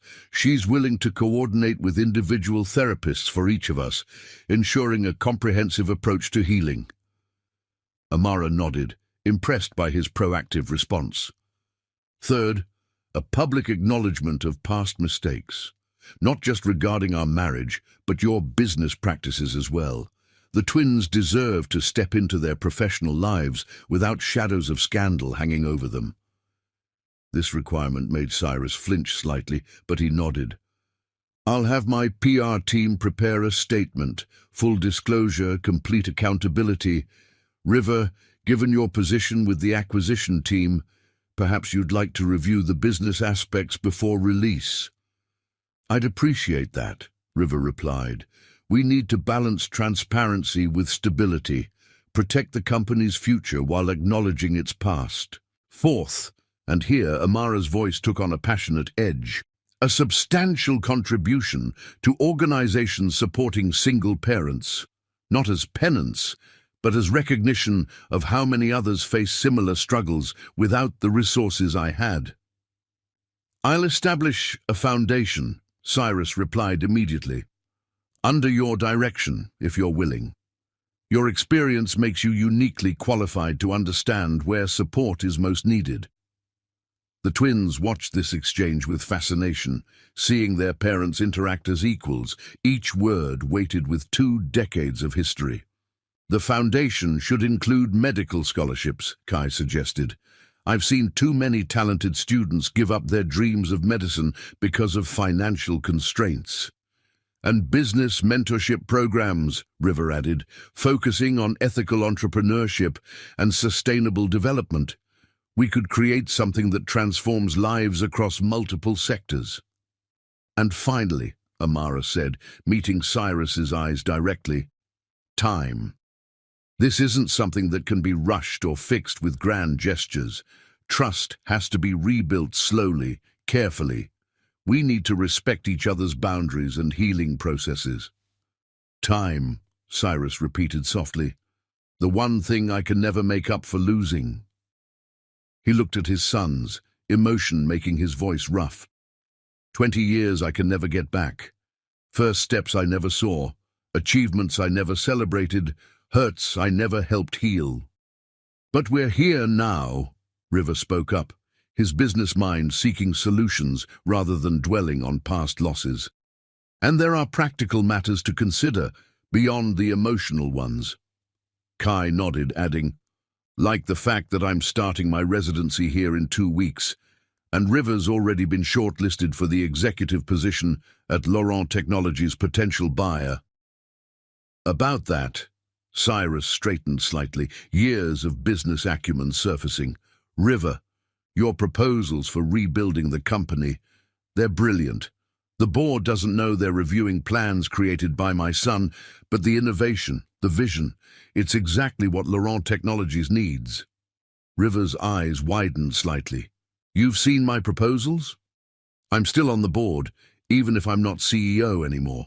When the acquisition team brought them forward, I recognized elements of my own early strategies, but refined, modernized.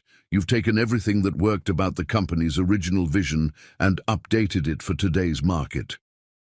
Pride colored Cyrus's voice. It's what I should have been doing all along, instead of chasing short-term gains. The company's fundamentals are still strong, River replied, unable to resist engaging on a topic he'd studied extensively. The decline wasn't due to flawed products or services, but to leadership decisions that prioritized immediate profits over sustainable growth. The subtle criticism wasn't lost on Cyrus, but he nodded in agreement. Exactly. My choices, both personal and professional, created a cascade of problems that nearly destroyed everything we'd built. Nearly, Kai emphasized, surprising everyone. But not quite. The Laurent name still means something in Seattle. In medicine, I've already had several attendings mention Mom's contributions to the hospital's development. In business, River's ideas are being recognized on their own merit. The foundation is still there, it just needs to be rebuilt properly. As their main courses arrived, the conversation turned to more specific plans for the foundation. Amara outlined her vision for a comprehensive support system for single parents. Not just financial assistance, but access to education, healthcare, and career development opportunities. We could partner with Seattle Grace, Kai suggested, his medical mind working through possibilities. Create a specialized clinic for single-parent families, offering both primary care and preventive medicine, maybe even a childcare center staffed by medical professionals. The business mentorship program could focus on work-from-home opportunities, River added.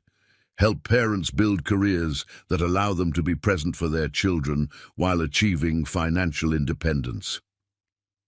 Cyrus listened intently, watching his sons build on their mother's vision with their own expertise and insight. The foundation they were describing would be more than just a charitable organization. It would be a legacy of transformation, turning their family's story of loss and redemption into hope for others. What about the press? River asked suddenly. They'll figure it out eventually. Two young men who look remarkably like Cyrus Laurent suddenly appearing in Seattle's medical and business communities. We control the narrative, Cyrus said firmly. A carefully planned revelation timed to coincide with the Foundation's launch and my public statement. Position it as a story of redemption and second chances rather than scandal and secrets. But first, Amara interjected, we focus on healing our family. The public story can wait until we've had time to strengthen our private bonds. As the evening drew to a close, plans were made for their first therapy session with Dr. Martinez. Dates were set for reviewing foundation proposals and company documents. But more importantly, tentative bridges began to form across the 20-year chasm that had separated father from sons. Standing to leave, River swayed slightly, still not fully recovered from his hospital stay. Both Cyrus and Kai reached to steady him simultaneously, the gesture so identical it made Amara catch her breath. I'm fine, River assured them, but the moment had crystallized something. The undeniable bonds of blood that had survived 20 years of silence. In the restaurant's lobby, Cyrus watched his family prepare to leave, Amara helping River with his coat, Kai checking his brother's color with a doctor's eye. The sight made his heart ache with both joy and regret. Thank you, he said softly to Amara as the boys moved ahead toward the valley. Thank you for raising them to be better men than their father. They're their own men, she replied, but they carry the best of both of us. Maybe that's what these next chapters are about, bringing together all the pieces of who we are, who we were, who we can be. As they parted ways in the Seattle night, 4 hearts beat with the rhythm of possibility. The past couldn't be changed, but the future stretched before them like the city lights below, bright with promise, rich with potential, ready to be written anew. The conditions had been set, the path forward marked out. Now they had only to walk it, step by careful step, together. Chapter 9. Redemption's Path. The morning of the press conference dawned with unusual clarity for Seattle, the sky a pristine blue that seemed to mirror the clarity Cyrus felt in his heart. Over the past 3 months since discovering his sons, he had thrown himself into meeting Amara's conditions with the same determination that had once built Laurent Technologies, but now tempered with wisdom and humility. In the preparation room at the Four Seasons, Cyrus stood before the mirror, adjusting his tie while his sons watched. Kai had taken a rare morning off from his residency, his surgical scrubs replaced by an elegant suit that matched his brother's. River, now officially heading the acquisition team for Laurent Technologies, studied their father with the analytical eyes he'd inherited. The statement's been vetted by PR, River said, his business acumen showing as he reviewed the papers in his hand. But are you sure about the level of disclosure? Some of these admissions could have serious legal implications. That's exactly why it needs to be done, Cyrus replied, meeting his son's gaze in the mirror. Complete honesty was your mother's first condition. We start there. A knock at the door heralded Dr. Martinez's arrival. The family therapist had become an integral part of their journey over the past months, helping them navigate the complex emotions of their situation. She carried herself with the quiet confidence of someone who had seen families heal from seemingly irreparable breaks. "How are we feeling this morning?" she asked, looking at each of them in turn. "Nervous," Kai admitted, his doctor's training making him more comfortable with emotional honesty. "This changes everything, not just for us, but for the hospital, the company, everyone connected to the Laurent name." "Good," Dr. Martinez nodded. "Acknowledging our anxiety is part of facing it. Remember what we discussed in our last session about transparency being the foundation of trust?" Amara arrived next, looking every inch the accomplished surgeon she was, her surgical scrubs replaced by an elegant pantsuit that spoke of both professionalism and authority. Her presence immediately changed the energy in the room, as it had done throughout their marriage. "The press room is full," she reported, moving to help Kai organize the foundation documents.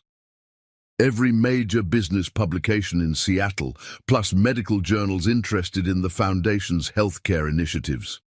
Cyrus turned to face his family, the woman he had wronged so deeply, the sons he was just beginning to know, the legacy he had nearly destroyed through his own choices. "I've been preparing for this moment for 20 years, he said quietly. "I just didn't know it." The press conference began precisely on schedule. The conference room at the Four Seasons was filled beyond capacity.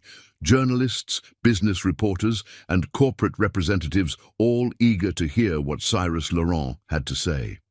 The podium stood ready, backdrop bearing both the Laurent Technologies logo and the newly created Laurent Family Foundation emblem.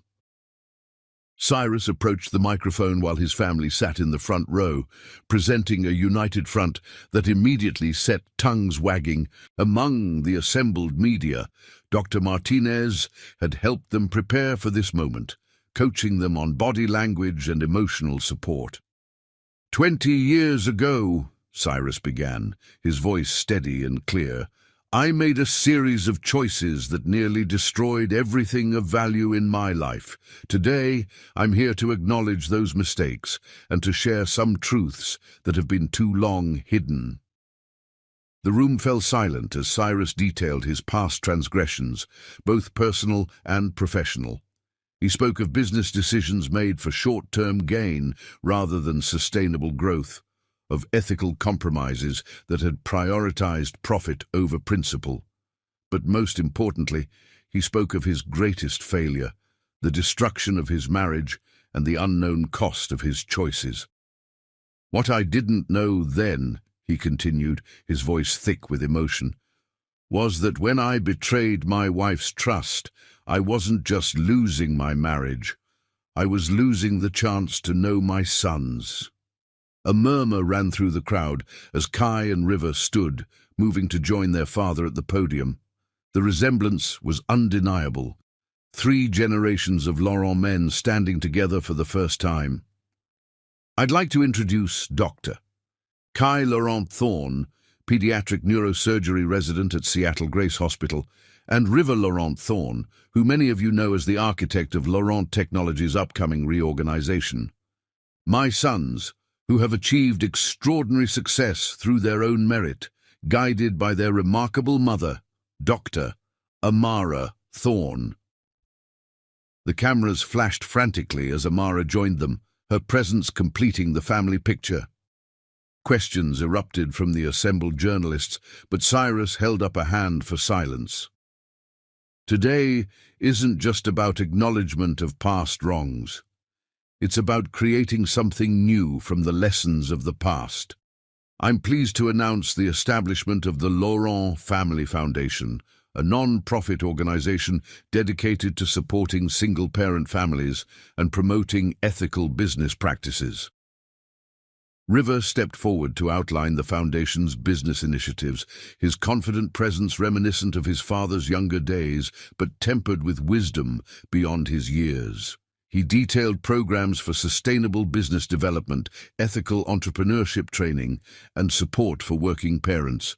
Kai followed with the medical programs they would support, specialized healthcare clinics for single-parent families, medical scholarships, and innovative pediatric care initiatives. His passion for healing was evident in every word, matching his mother's dedication to helping others. The Q&A session that followed was intense but controlled.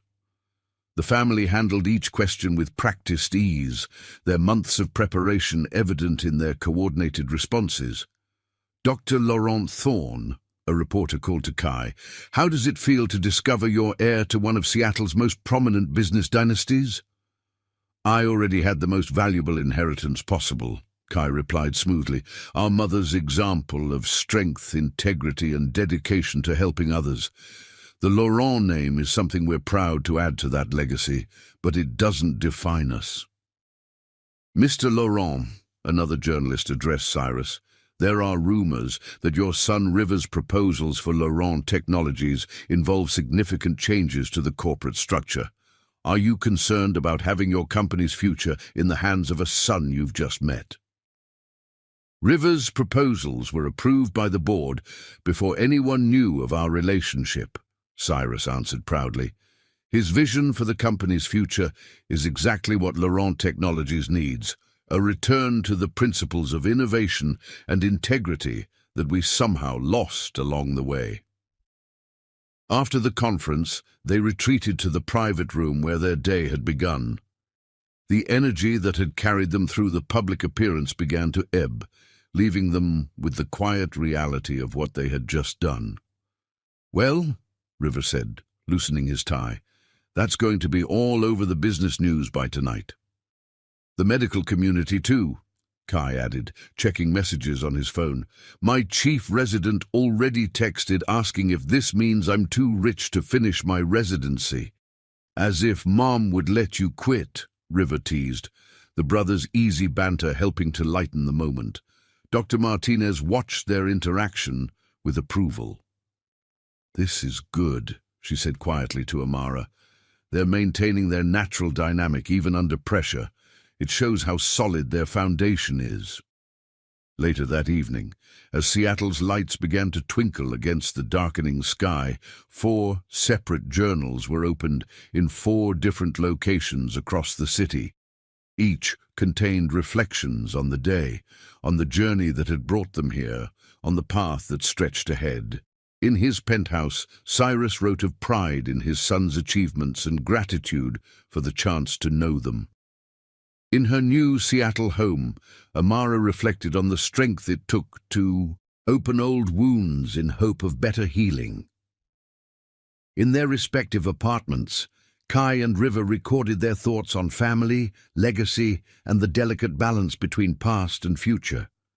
The path to redemption was neither straight nor simple, but with each step, each shared moment, each honest conversation, they moved forward together.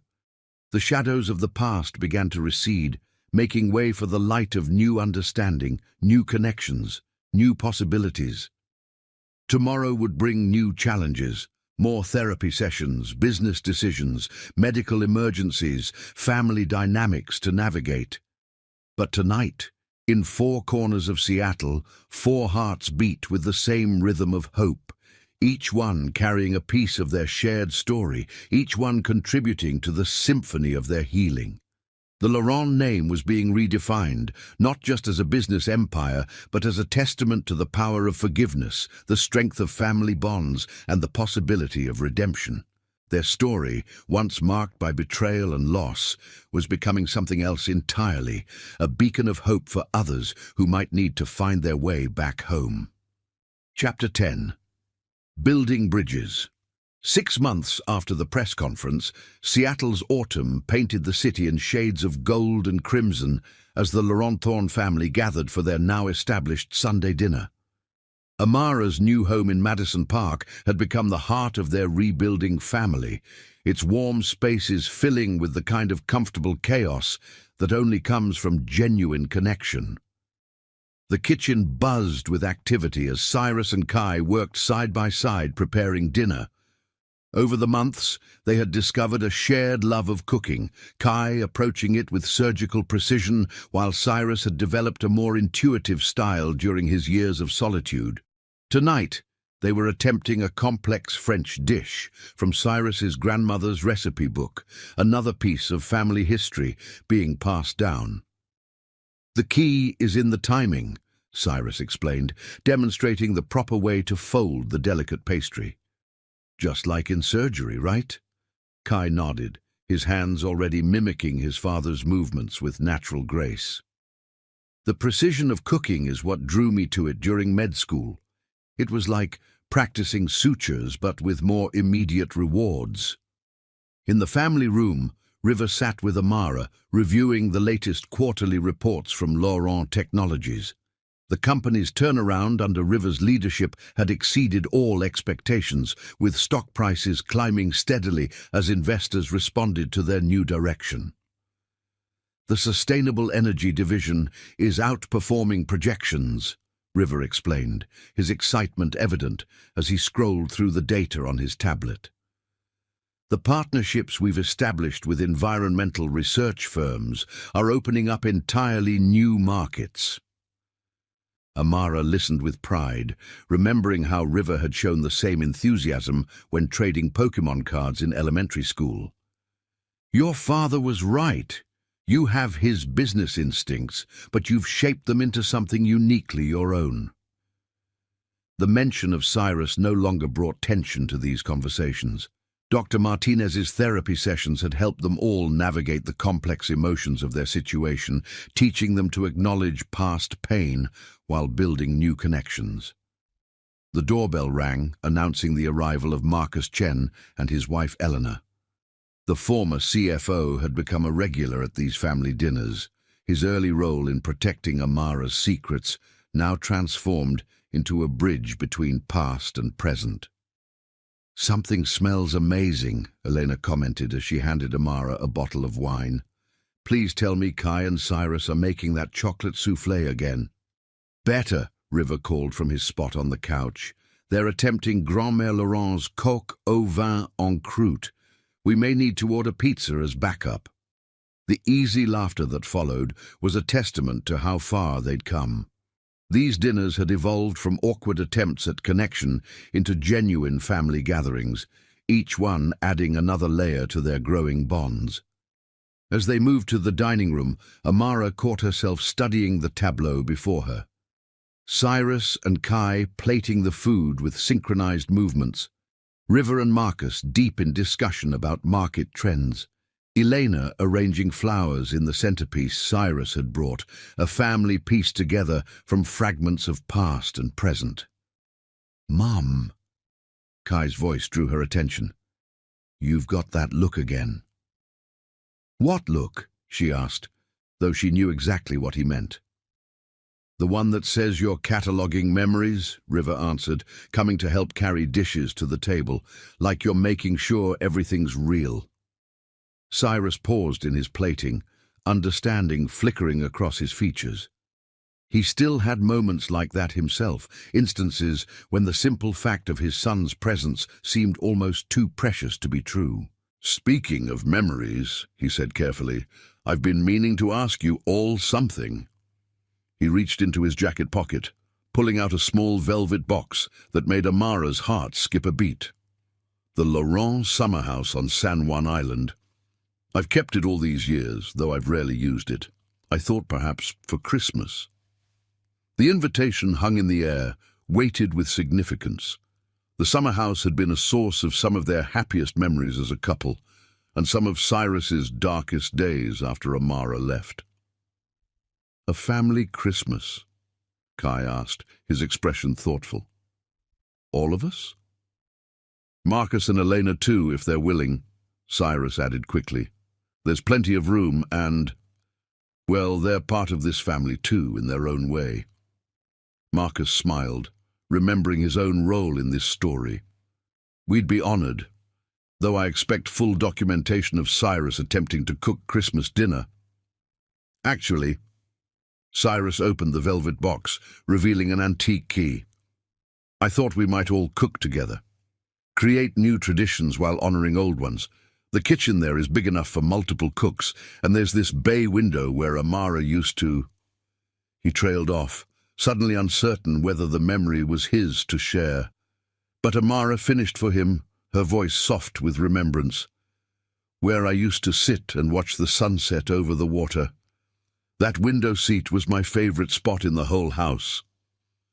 "It still is, exactly as you left it," Cyrus admitted. "I never could bring myself to change anything there. It was like keeping a piece of our better days preserved in amber." The twins exchanged glances, their silent communication carrying 2 decades of watching their mother navigate memories of their father. But Amara's expression held more nostalgia than pain now, the sharp edges of old wounds softened by time and healing. "I think Christmas on the island sounds perfect," she said finally, "though we might want to start planning the menu now, given how tonight's experiment turns out." Right on cue, the timer in the kitchen chimed. Kai and Cyrus rushed to rescue their creation, their matching expressions of concentration drawing laughter from the rest of the family. The meal, when served, was a testament to both ambition and skill, not perfect perhaps, but made with care and shared with love. Conversation flowed easily, stories of past and present weaving together into the tapestry of their shared life. River shared news of Laurent Technologies' latest environmental initiative, a project that would have seemed impossible under the old corporate culture. Kai spoke of a challenging surgery he'd assisted with, his passion for healing clearly visible as he described the procedure. "I assisted on a similar case once," Amara recalled, "back when Kai was just learning to walk. I remember coming home exhausted but so fulfilled, and finding him operating on his teddy bear with plastic kitchen utensils." "I remember that bear," River laughed. "Poor thing ended up with more stitches than fur by the time Kai was done practicing." Cyrus absorbed these stories, like a man dying of thirst, each small detail of his son's childhood precious to him, but rather than dwelling on what he'd missed, he focused on creating new memories, on being present for the moments happening now. "The Foundation's medical scholarship program launches next month," he mentioned during a lull in conversation. "We've already received hundreds of applications from promising students who couldn't otherwise afford medical school." The business mentorship program too, River added, focusing on ethical entrepreneurship and sustainable development. It's amazing how many young innovators are out there just needing a chance to prove themselves. Elena raised her glass in a spontaneous toast. To new beginnings and second chances, to family in all its forms. As glasses clinked around the table, Amara found herself studying Cyrus. He had changed so much from the ambitious young man she'd fallen in love with, and even more from the power-hungry CEO who had broken their marriage.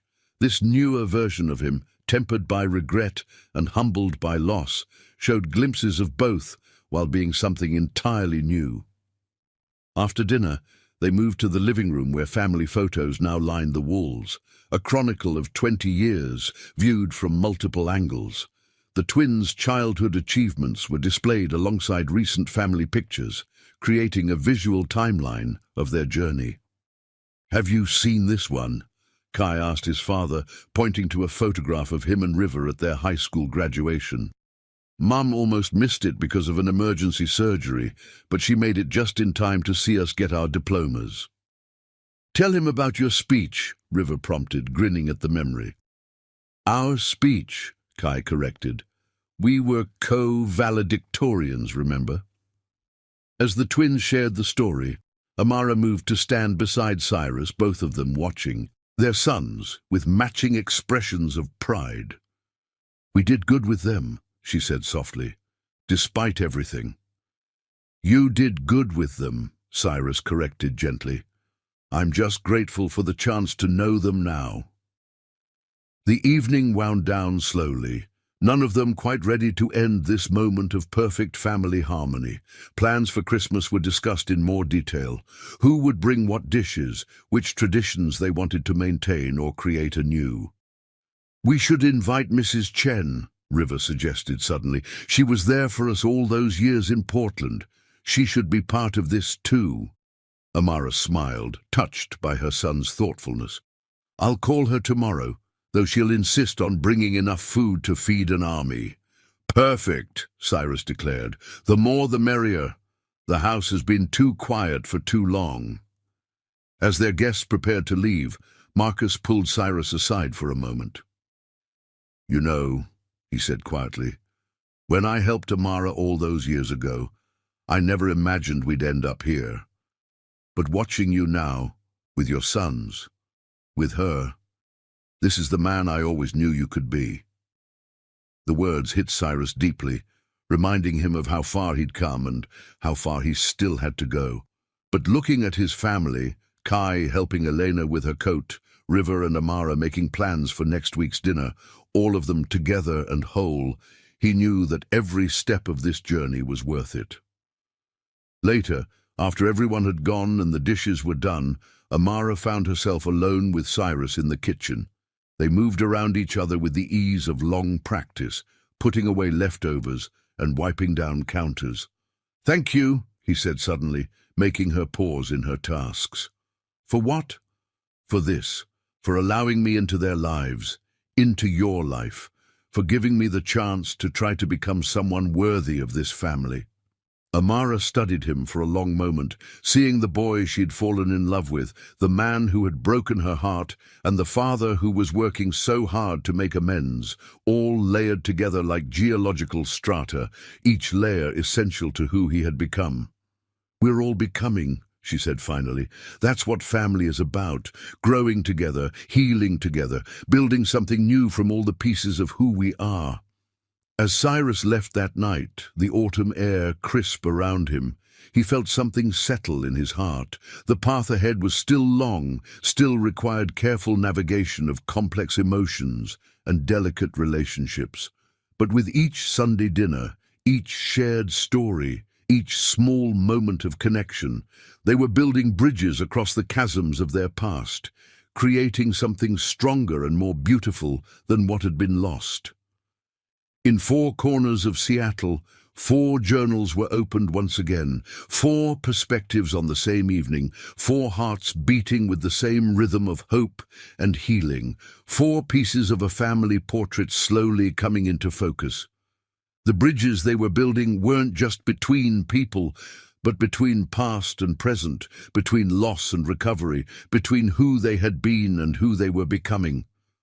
Tomorrow would bring new challenges, new opportunities for growth and understanding. But tonight, in the quiet aftermath of family dinner, they each felt the solid foundation beneath their feet. A foundation built not just of blood and history, but of choice and forgiveness, of effort and love, of the daily decision to keep building bridges, even when the way seemed dark or difficult. Chapter 11. New Beginnings. The Laurent summer house on San Juan Island glowed with warmth against the winter twilight. Christmas preparations were in full swing, with the extended family scattered throughout the sprawling home. From the kitchen came the sounds of Kai and River debating the proper technique for their grandmother's cookie recipe, while Eleanor and Marcus's laughter drifted from the great room where they were decorating the massive tree. Amara stood in the bay window seat, her old favorite spot, watching the sunset paint the water in shades of gold and rose. 9 months had passed since the twins' existence had been revealed to Cyrus, 9 months of careful healing and gradual reconnection. Now, as the year drew to a close, she found herself reflecting on how much had changed. Hot chocolate? Cyrus's voice came from behind her, carrying echoes of 100 winter evenings they'd shared in this very spot. With the cinnamon stick. Just how you used to like it. She turned to find him holding 2 steaming mugs, his expression soft with memory. Time had been kind to Cyrus. At 58, his silver hair and laugh lines only added to his distinguished appearance. But it was the change in his eyes that struck her most. The arrogance had been replaced by wisdom, the driving ambition tempered by genuine warmth. "You remember," she said softly, accepting the mug. "I remember everything," he replied, gesturing to the window seat. "May I?" She nodded, shifting to make room for him in the space that had once been their favorite spot for watching storms roll in over the water. They sat in comfortable silence, each lost in thoughts of past and present. From the kitchen, River's voice rose in mock outrage. "Kai, you can't approach cookie dough like it's brain surgery. Sometimes you have to go by feel." "There's nothing wrong with precision in baking," Kai defended. "Besides, Grandma's recipe specifically calls for exact measurements." Their brotherly bickering brought smiles to both parents' faces. The twins had taken to calling Cyrus's late mother Grand-mère after discovering her recipe books and journals, another piece of their heritage embraced and honored. "They've settled into their roles beautifully," Amara observed, "both at work and in the family." Cyrus nodded, pride evident in his expression. River's leadership at Laurent Technologies has exceeded everyone's expectations. The board actually asked me yesterday if there were any more secret children they should know about, preferably with his business acumen. "And Kai's latest surgery was featured in the medical journal," Amara added. "His innovative approach to pediatric procedures is drawing attention from hospitals across the country." "They're extraordinary," Cyrus said softly, "just like their mother." The compliment hung in the air between them, weighted with 2 decades of history. In the months since their reunion, they had carefully maintained professional distance, focusing on their sons and the foundation. But lately, something had begun to shift. Dr. Martinez had noticed it in their family therapy sessions, the way their gazes held a moment longer, how they unconsciously oriented toward each other in group settings. The twins had picked up on it too, exchanging knowing glances when their parents fell into old patterns of finishing each other's sentences or anticipating each other's needs. "Do you remember," Cyrus began hesitantly, "the first Christmas we spent here? That terrible storm that knocked out the power?" Amara smiled at the memory. "We ended up cooking everything on the wood stove and eating by candlelight. You were so worried the holiday was ruined. But you said it was perfect, he continued. You said sometimes the best memories come from unexpected moments. Like finding out you have twin sons, 20 years after the fact, she teased gently. His expression grew serious. Amara, these past 9 months, watching you with our boys, seeing the amazing men they've become because of your guidance, I know I can never make up for the time I lost with them, or for how deeply I hurt you. But being here, creating new memories together as a family, it's more than I ever dared to hope for. A crash from the great room interrupted the moment, followed by Marcus's sheepish call. Everything's fine. The ladder just got away from us for a minute.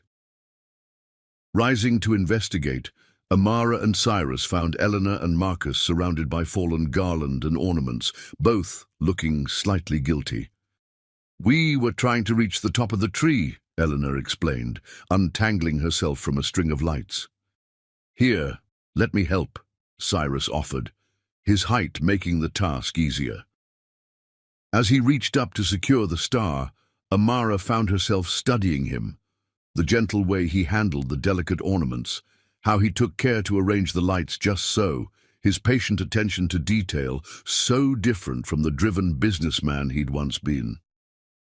The twins appeared from the kitchen, drawn by the commotion.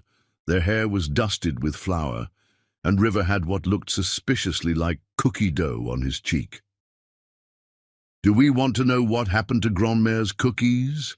Amara asked, raising an eyebrow at her sons. They're perfect, Kai assured her quickly. Or they will be, River amended, once we figure out the optimal oven temperature. You know, Cyrus said thoughtfully, my mother always said the secret wasn't in the temperature or the measurements. It was in making them with love. That's what I've been trying to tell him, River exclaimed, while Kai rolled his eyes good-naturedly. As the family worked together to finish decorating the tree, Amara found herself swept up in the simple joy of the moment. Christmas music played softly in the background. The scent of baking cookies filled the air, and all around her were the people she loved most in the world. Later, after the others had gone to bed, Amara returned to the bay window.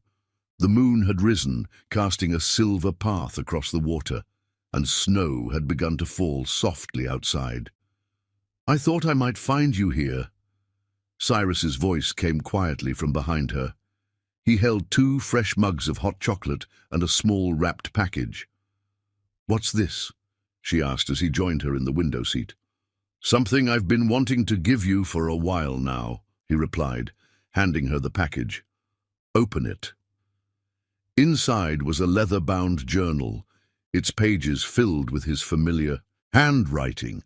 But unlike the journals he'd shared with the twins, this one was addressed solely to her. I started writing to you the day after you left, he explained softly. Not because I thought you'd ever read it, but because talking to you, even on paper, was the only thing that made sense when my world was falling apart. Amara opened the journal carefully, her fingers tracing words written 2 decades ago. My dearest Amara, another day without you, another day of realizing how completely I destroyed the most precious thing in my life. Today, I watched the sunset from our favorite spot in the bay window, and for a moment I could almost feel you here beside me. Tears blurred her vision as she looked up at him. Cyrus, I'm not asking for anything, he said quickly. I know we've all come so far, and I wouldn't risk damaging the family we're rebuilding. But I wanted you to know that even during my darkest times, my most selfish years, there was always a part of me that remembered what real love felt like. What we had before I lost my way. Outside, the snow fell more heavily, creating a cocoon of white around the warm house. Inside, 2 hearts that had been separately healing for 20 years beat in sync. Do you remember, Amara said softly, what you said to me the first time we came here? Standing in this very spot? Cyrus nodded, his voice rough with emotion. I said that no matter what success or failure lay ahead, as long as I could come home to you, I'd be the richest man alive. You lost sight of that somewhere along the way. I lost sight of everything that mattered, he acknowledged. But seeing our sons, watching you with them, being allowed to be part of this family again, it's taught me what true wealth really means. Amara looked down at the journal in her hands, then back up at the man beside her. The moonlight silvered his hair and softened his features, showing her glimpses of both the young man she'd fallen in love with and the wiser soul he'd become. "I've been thinking," she said carefully, "about what you said in therapy last week, about regret being a teacher if we're brave enough to learn from it. Dr. Martinez would be proud of me actually paying attention in our sessions." He smiled slightly. "The thing is," Amara continued, her voice thoughtful, "watching you with the boys these past months, seeing how deeply you've changed, how hard you've worked to become someone they can be proud of, it's made me realize something." "What's that?" "That maybe some love stories aren't meant to be finished in one chapter. Maybe sometimes they need years of separate growth before the next part can begin." The hope that flared in Cyrus's eyes was tempered by careful restraint. "Amara, I wouldn't presume—" "I'm not presuming anything either," she interrupted gently. "I'm just saying that maybe, like this house, like our family, like everything else we're rebuilding, maybe we could see what might grow from the foundation we once had, not erasing the past, but building something new that honors both where we've been and who we've become." In the quiet warmth of their old favorite spot, surrounded by evidence of family and healing, Cyrus reached out slowly to take her hand. When their fingers intertwined, it felt both familiar and entirely new, like coming home to a place that had been renovated in your absence, different, but somehow even better than before. "Whatever you're willing to share," he said softly, "whatever pace feels right to you, I'm here. Not the man I was, thank God, but someone who finally understands what matters most." From upstairs came the muffled sound of laughter, probably the twins plotting some Christmas surprise, and from the kitchen wafted the scent of cookies, finally baked to perfection. Outside, the snow continued to fall, wrapping their family sanctuary in a blanket of pristine white. And there in the bay window, where their story had seen both its sweetest moments and its bitter end, Amara and Cyrus began to write a new chapter, not with grand gestures or desperate passion, but with the quiet certainty of two people who had learned the true value of love, family, and second chances. Chapter 12. Full Circle. 1 year to the day after their first family Christmas at the summer house, the Laurent estate on San Juan Island was transformed for a very different celebration. White roses and silver ribbons adorned every surface, their elegant simplicity a reflection of the couple they honored. The ceremony would be intimate, family and closest friends only, but its significance resonated far beyond the gathered guests. In the master suite, Amara stood before a full-length mirror while Elena helped arrange her silver-streaked hair.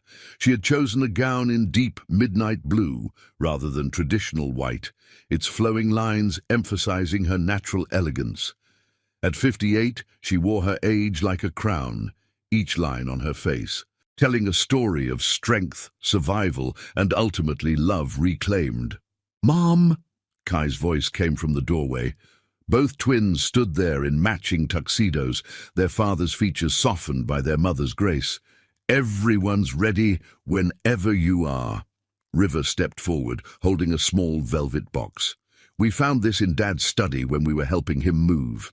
He wanted us to give it to you today." Inside was a delicate silver locket she had thought lost 20 years ago. Opening it revealed 2 tiny photos, one of her and Cyrus on their first wedding day, young and full of dreams, the other taken at last year's Christmas celebration, older but infinitely wiser. He had it all along, she whispered, touching the precious memento. Even during the darkest times, River confirmed. He kept it as a reminder of what real love looked like, he said, of what he lost and hoped someday to be worthy of again. Kai produced a second box, this one containing a string of perfectly matched pearls. And these are from us. Something new to go with something old. As her sons helped her fasten the pearls, Amara studied their reflection in the mirror. Her brilliant, beautiful boys who had brought their family full circle.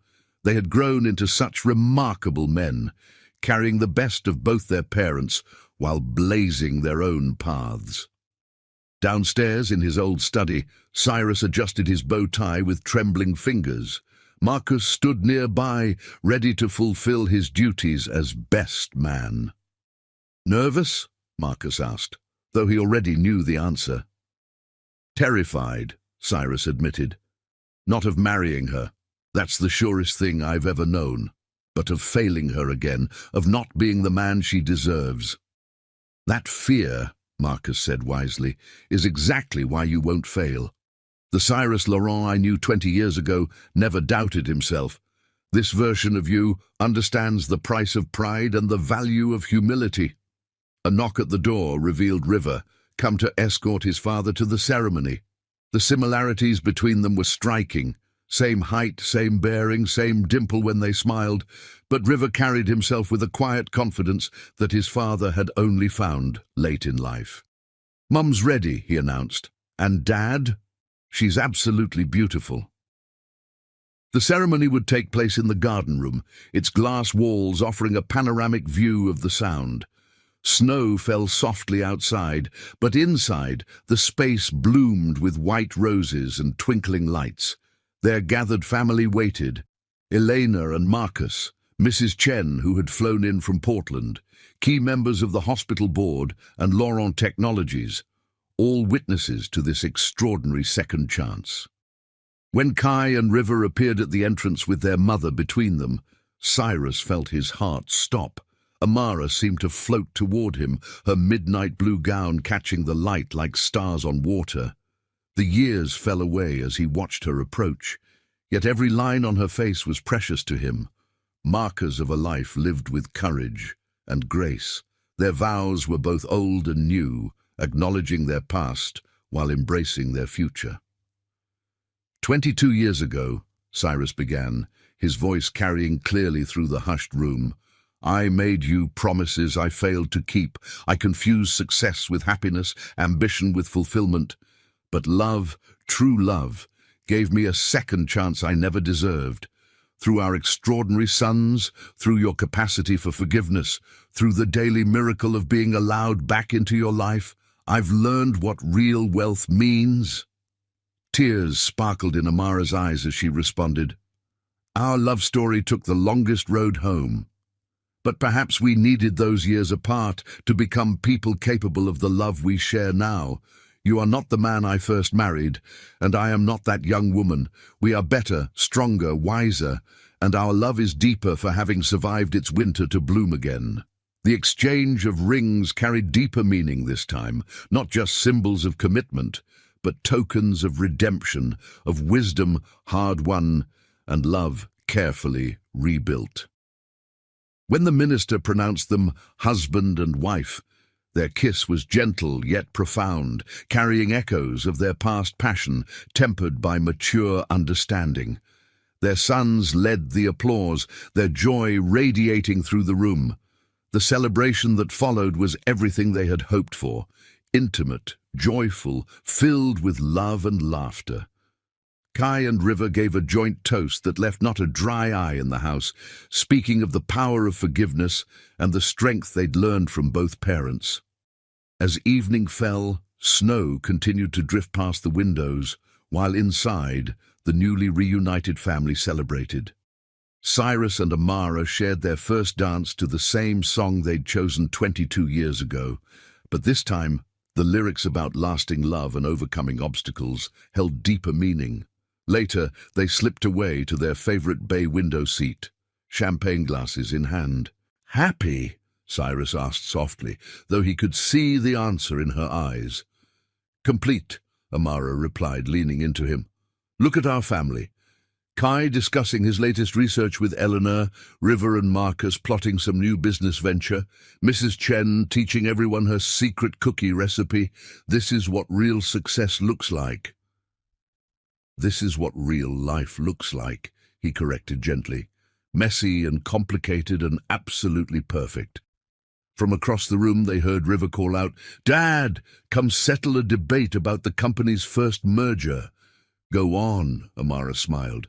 "Our son needs your wisdom."